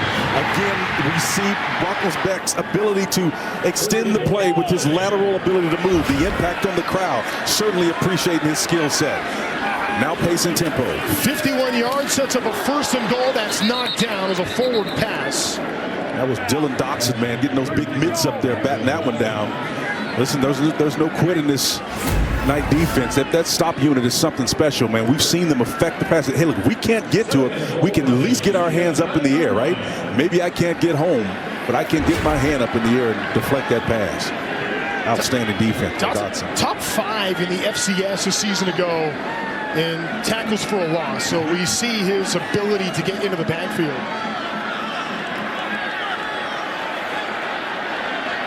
That last pass play for Beck that went 51 yards, maybe the biggest of the night for Iowa State. This is going to be a handoff.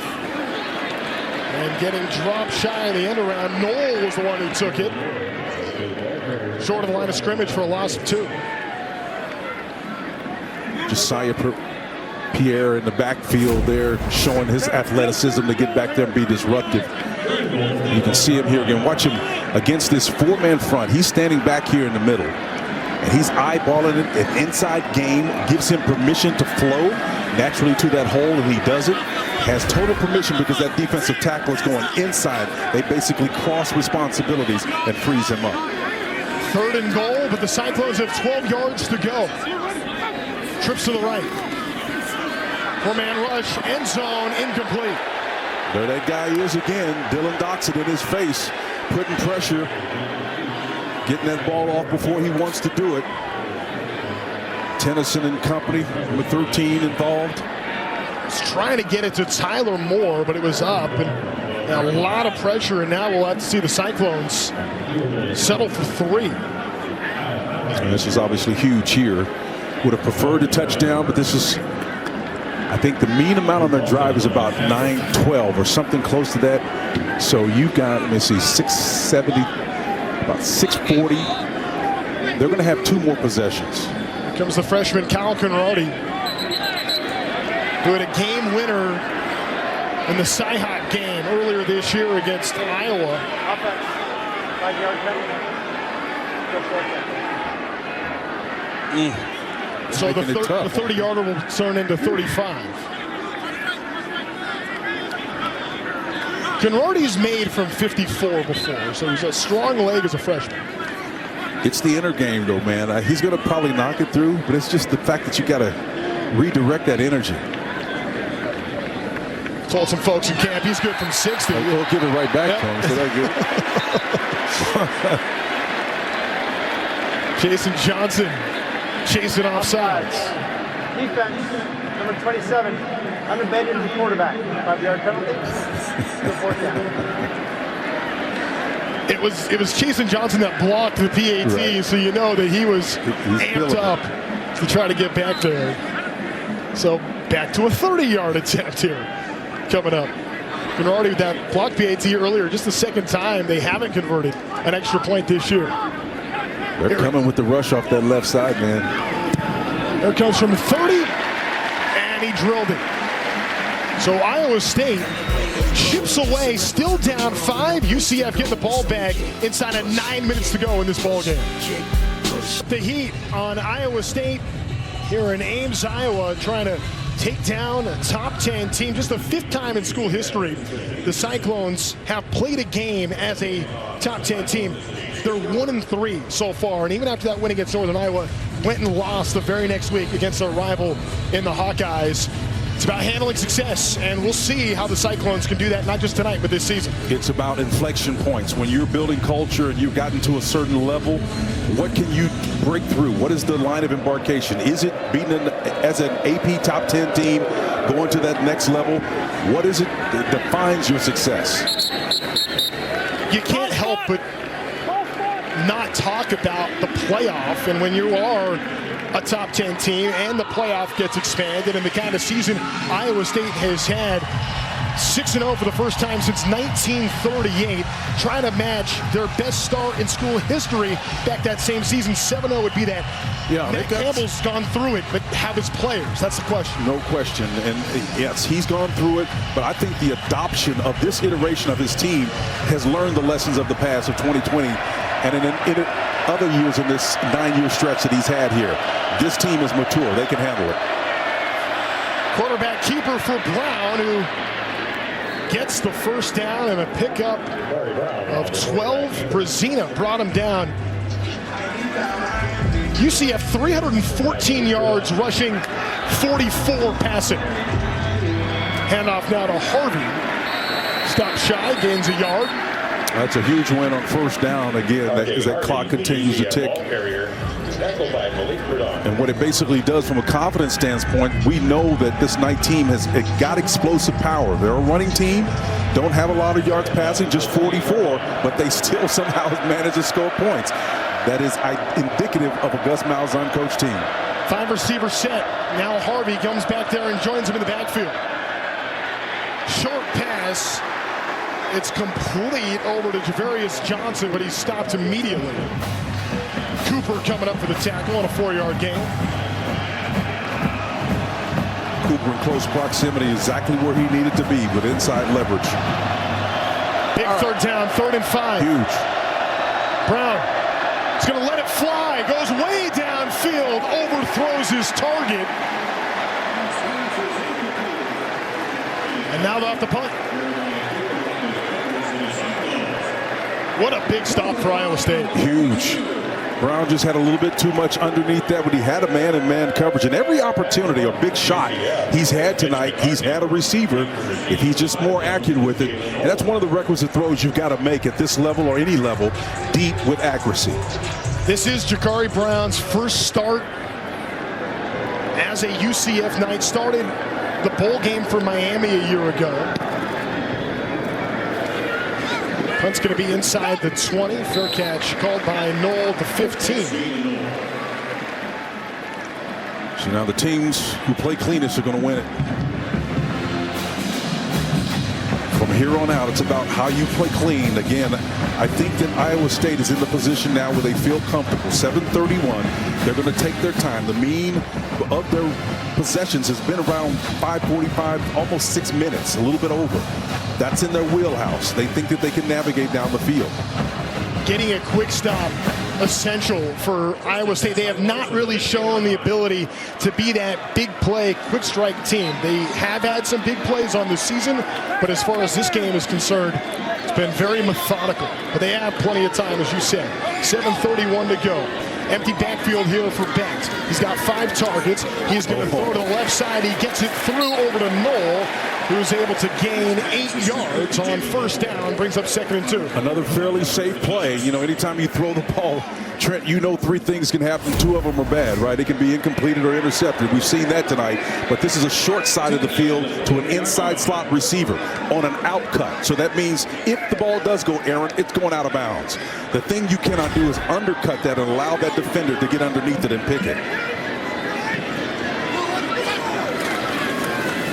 It's going to be a keeper for Becht. He's got the first down to the 30-yard line. We'll move the chains. Everybody's trained in number 24. They're trying to. Abu Samba's the guy that's threatening them, and he did a great job with that big gut play he had in the previous drive. And they're concerned about him. So you had a lot of numbers chasing him. Meantime, Becht going the opposite direction. He marked out at the 28. Where Becht will get a fresh set of downs. A sophomore who broke all of Brock Purdy's freshman records a year ago, trying to lead this Cyclone squad in a huge matchup here tonight. Doesn't get out of the pocket. Was looking downfield. Dalen Dodson all over him. Back behind the line of scrimmage for a loss of 4.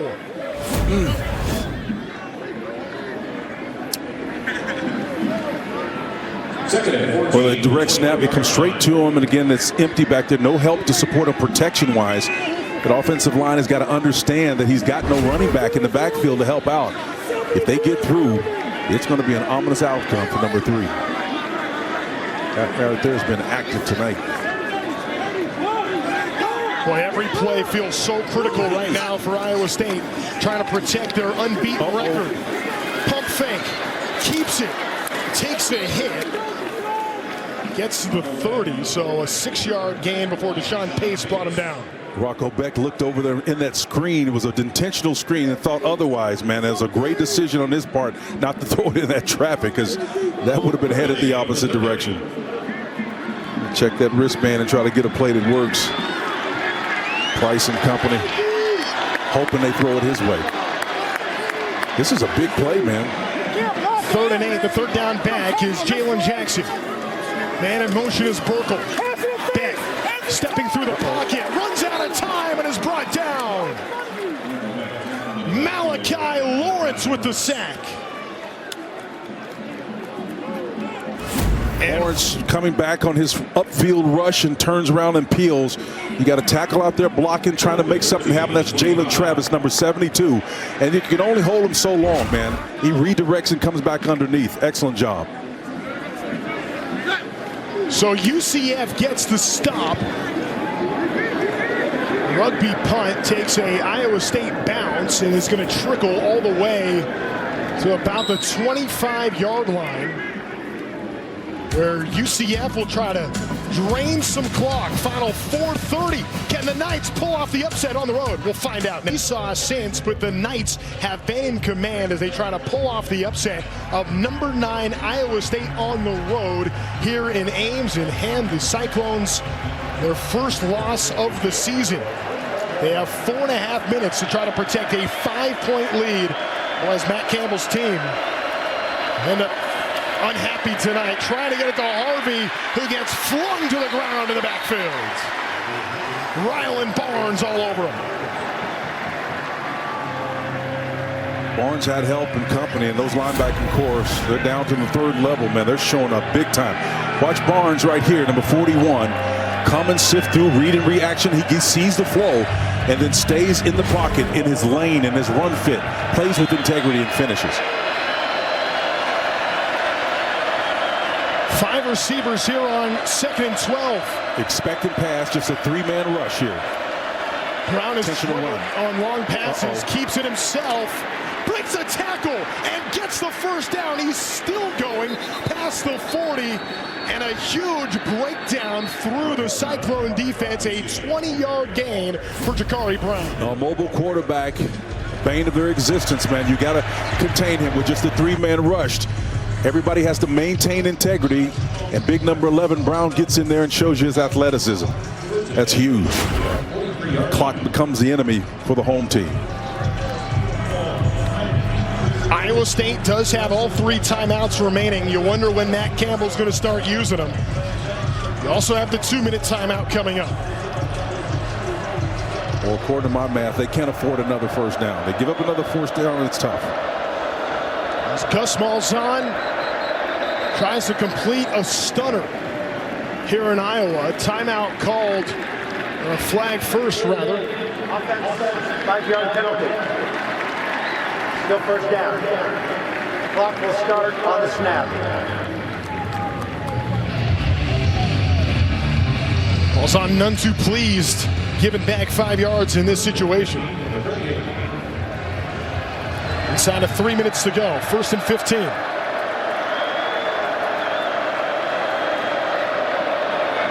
Brown gives to Harvey. Harvey gets a seam, sheds a tackle. Across midfield is R.J. Harvey, maybe his biggest run of the second half. Well, they cracked the code on Harvey for the most part, but here at the back end of the game, he's been revitalized and finding a new life to extend this game for the Knights. Watch him bounce it this here across the formation, even with pressure coming in his face. He finds a void and then is able to exploit that and get upfield for positive yards. Oh, that was huge. It was Jontez Williams who finally brought Harvey down, but now 2nd and 3 from midfield.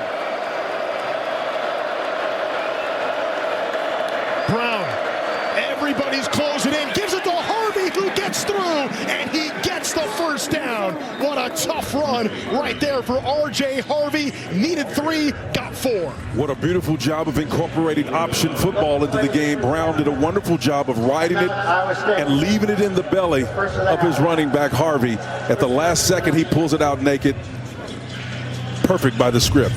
So Iowa State will call their first timeout of the second half here. They'll have 2 remaining, plus the 2-minute timeout coming up in just a moment. A massive first down right there for R.J. Harvey, one of the nation's leading tailbacks, leads the Big 12 in big plays, leads the conference in touchdowns. He's been in the end zone twice tonight. And what a job the Knights have done on the ground, both Harvey and Ja'Cory Brown. Yeah, they've done a wonderful job, and I just have to honor the coaches in this one. I love Matt Campbell, think the world of him. But Gus Malzahn is 58 years of age. He's been around the block many, many times, and I've seen him navigate this space. And it comes back to the old axiom: the crisis doesn't make the team or the person.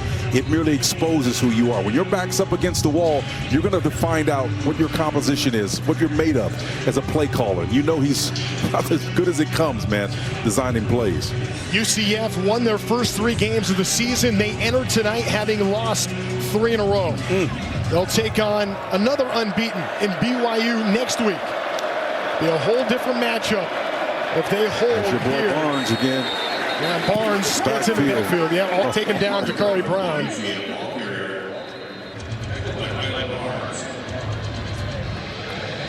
For Harvey, a season high in rushing yards. Hey, tomorrow, what a big day it is. An NFL doubleheader on Fox. First at 1 Eastern, the Lions take on the Vikings or other regional action. Then in America's Game of the Week, it's a Super Bowl rematch as Patrick Mahomes and the Chiefs battle Brock Purdy and the Niners, only on Fox and the Fox Sports app. How about the former Cyclone, Birdie, man?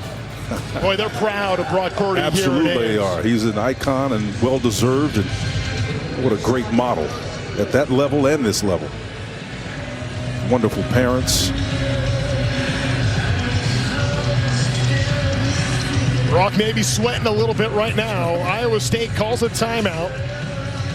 Brock's not the only one sweating, I guarantee you. Not just these fans either, these coaches on that other side. And that's about as cool as it gets, man. I like his game, like what he's about. This is one of those tough ones here, though.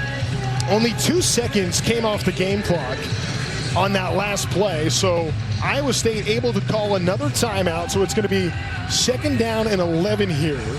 With 2:06 to go, you still have the 2-minute timeout, and Matt Campbell just trying to find a way to get as much time as possible for Rocco Banks in this offense to try to march, and they'll have to march quickly in a 2-minute. And I've been beating a dead horse, but I have to continue to unpack the fact that it is the anatomy of their success that becomes a problem in this situation with just 2:06 on the clock. Average amount of time that they possess the ball on their drives, somewhere between 6 and almost right at 7 minutes. You only have 2:06, right? So if the pattern holds, the math becomes predictable. Seems like every time Iowa State, with the exception of once, have needed to get a scoring drive, it's taken them a long time to do it. 2nd and 11. Brown, late give to Harvey. Harvey unable to get through the tackle. So he is brought down at the 45. Jacob Ellis there to finish the job. 2-yard gain. There is the 2-minute timeout. So we will step aside.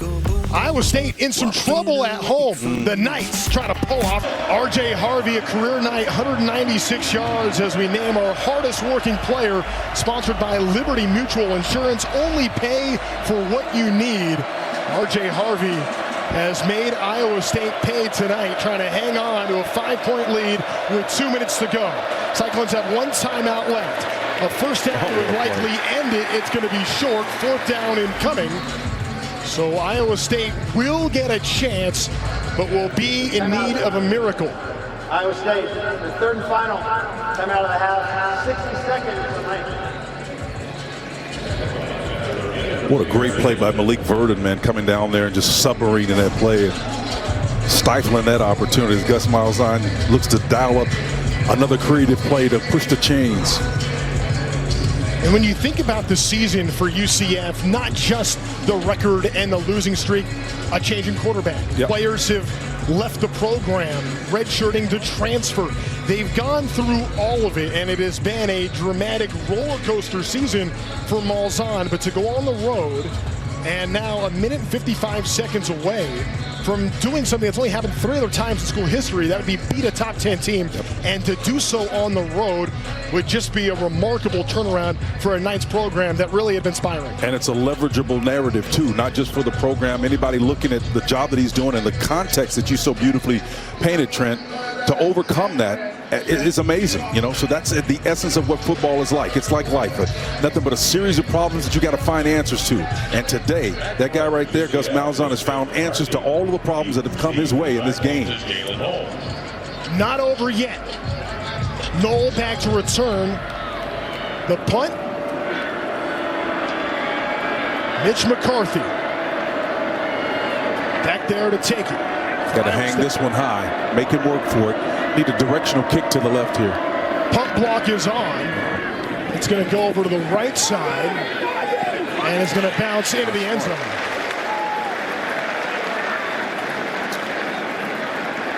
So that's going to give life to the Cyclones. They're out of timeouts. They have a minute and 48 seconds, but much better field position than they otherwise could have had. As an old special teams guy, man, made my living in the NFL, I think that was a poor decision. You need to directional kick that ball and make them work for it and try to get some backspin on it to lay that little Mac Daddy 9 reverse spin on it back there about the 5-yard line and pin them in that end zone. So from the 20 goes Bex. He's got elite receivers, Higgins and Knoll. Here we go. Will he find it? It's Jackson in the backfield with him. To the air goes Bex. Gets the pass through. That dog will hunt. That's a good 6-7 yards there. Carson Brown taken down by Ethan Barr. Gets out of bounds, you're right.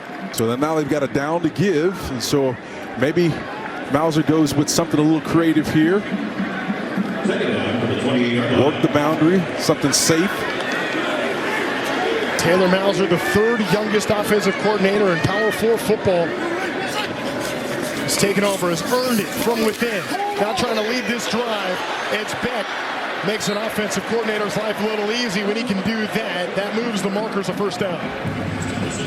And the anatomy of this drive is taking on a totally different tenor of the previous drive. You see the urgency that's induced in this drive? That's what they need on the previous drives. 8-yard gain from the 36. It's Beck looking left. Goes downfield, incomplete. Oh, doing miscommunication.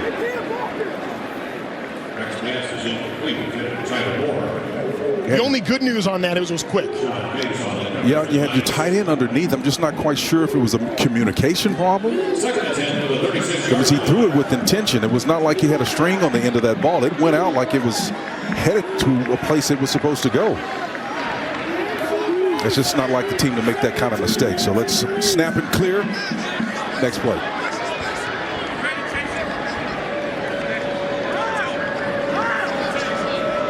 There's Rocco Becht. Stepping through the pocket. Throw on the run as a man all alone. Got him. Jalen Knoll, a huge conversion right there. Gets down close to the 30. Still got plenty of time. 1:17. Now you got them back on their heels. Got to work the other side of the field now, but you got to be mindful of where you are in the time remaining. 1:17. Plenty of time. Marked at the 35. And in striking distance now is Iowa State. Minute 17 left. Trips to the left. It's a 4-man rush. Pressure lurking. A single safety. If you've got man coverage here, you may have one guy make it. Beck's going to launch. Nice. Goes to the right side. Just overthrew Jaden Higgins. Well, we've seen that 3 other times tonight where you got a guy on a streaking, shallow crossing route underneath and you just overthrow him. Clock stops because it's incomplete, but again, boy, maybe you continue on and score.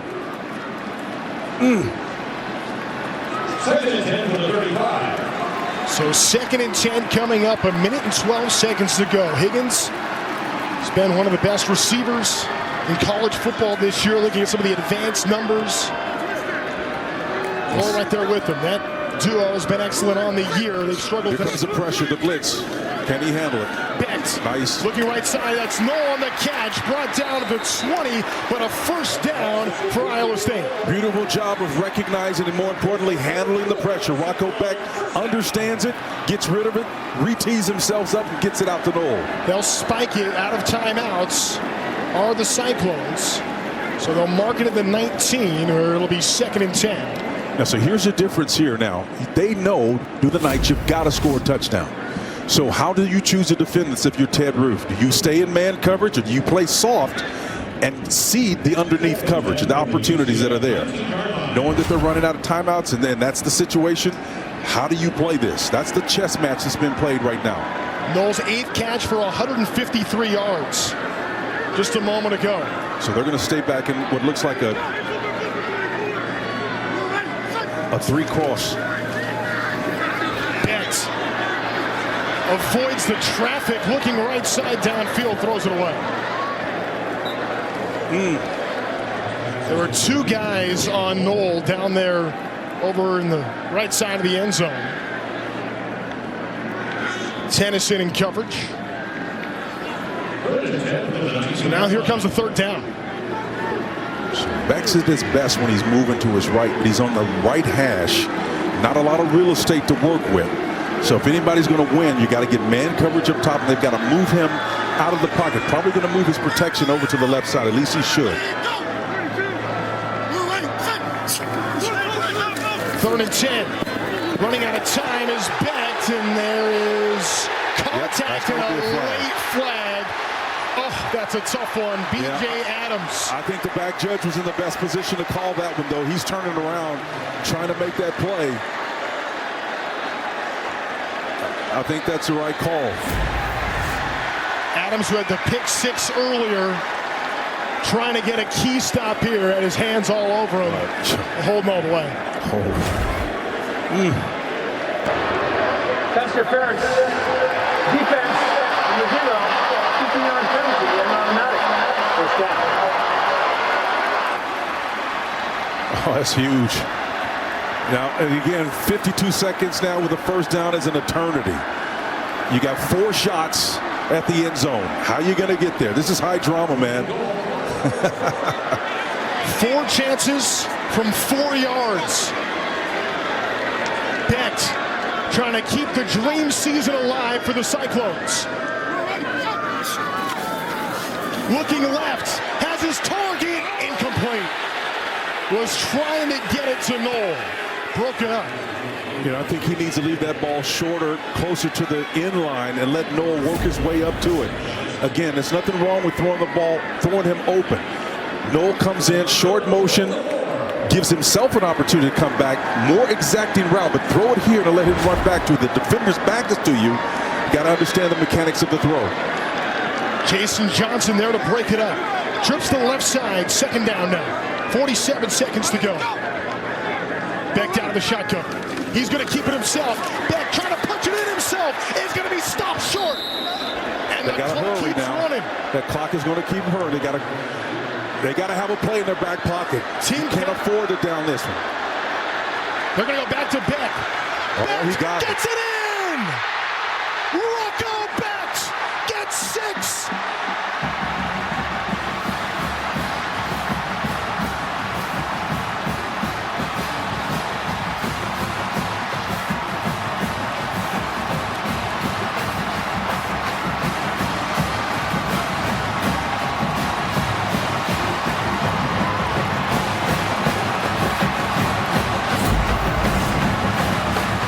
Trent, this guy's got ice in his veins. Can he score from here after hurrying? You betcha. It becomes at a certain point, throw out the playbook, mano a mano, let me handle this myself. And the sophomore quarterback, Rocco Beck, just did that. They're going to go for 2. Might as well, 30 seconds to go. And I will bet you that was the shortest drive, scoring drive they've had tonight, when they needed it most. Definitely the quickest. They get it done in 1 minute and 28 seconds. Again, the keeper Wow. Give me 2 more.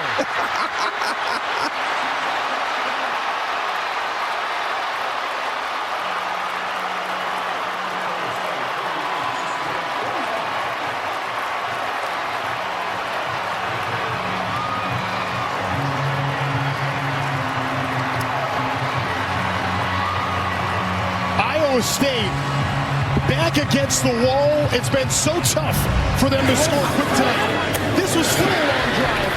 11 plays, 80 yards in a minute 18. It was amazing. And again, when they needed it most, Rocco Beck put it together. He put the ball underneath his arm, judiciously got down when he needed to, sifted and found the pressure around him and avoided it. Put it on the high percentage boundary so his guys could have it. And if it went Aaron, it was going to be outside.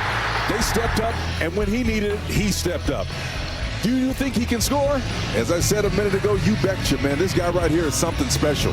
They've written a narrative.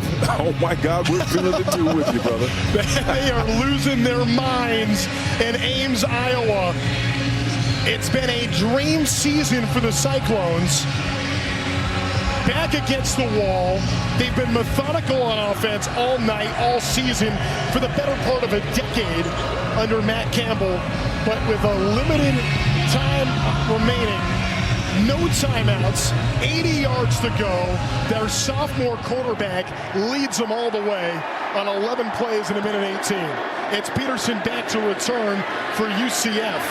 And now we'll see if the Knights can pull out some magic with 30 seconds to go. Wow. Ja'Cory Brown has done a remarkable job on the ground in this game. It's been tougher through the air, just 7 of 18.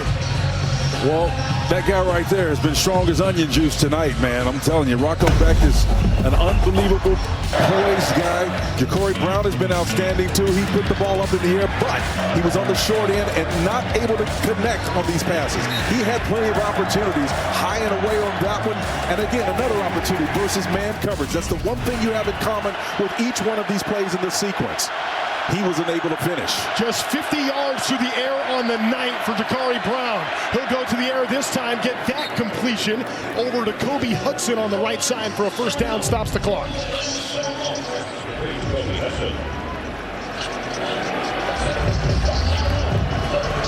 12-yard gain. Hudson had the first catch of the game. Talk about being in a pressure cooker here. You laid out how few yards through the air. The pressure's on. Brown's going to have to be great, and making his first start as a Knight after a change in quarterback a week ago. Starting the snap. Ball start. Offense. Number 78, 5-yard penalty. Still first down. So a false start on their veteran left tackle, Amari Kite. The Alabama transfer. Gus Malzahn is excited for 2 reasons. He knows he's got a play in his pocket that can get him down there, but does he have a kicker that can finish? That's the key. Their starter left the program a couple of weeks ago. Brown keeping it on the ground, trying to go coast to coast, and he's tripped up. What a tackle coming up, Malik Verdon. And what could have been a huge gain ends up being only 3. UCF calls a timeout. They have 1 left. I'll tell you, if Malik Verdon doesn't make that play, partner, he's going to get down there and get out of bounds on the field that he needs. But number 7 finds him there, the free safety. Watch Malik. He's isolated. They're trying to play him with leverage with Barnes and company. But you know what? This is the play of the game right here, in my opinion. Because I think he's got enough foot speed, does Brown, to make it to the edge and get out of bounds. Verdon was the Cyclones' leading tackler a week ago at West Virginia. Was massive against Iowa. Career best, 13 tackles. And just may have saved this perfect season for Iowa State. Well, you're going to see this 3-5-3 scheme with those 3 guys back further, deeper than they ever have been. No penalties. Can't afford to do it. If you have to play fairly close, you don't want a penalty, but if you put them in range, you want to keep them far enough in front where it becomes a problem. Because remember, one of the players that opted out and left the program was their starting kicker. Brown, he's got to go deep. He's going to launch right side. Intercepted. And Iowa State will survive here at Ames. Jontez Williams, 4th straight game with a pick. That one sealed it.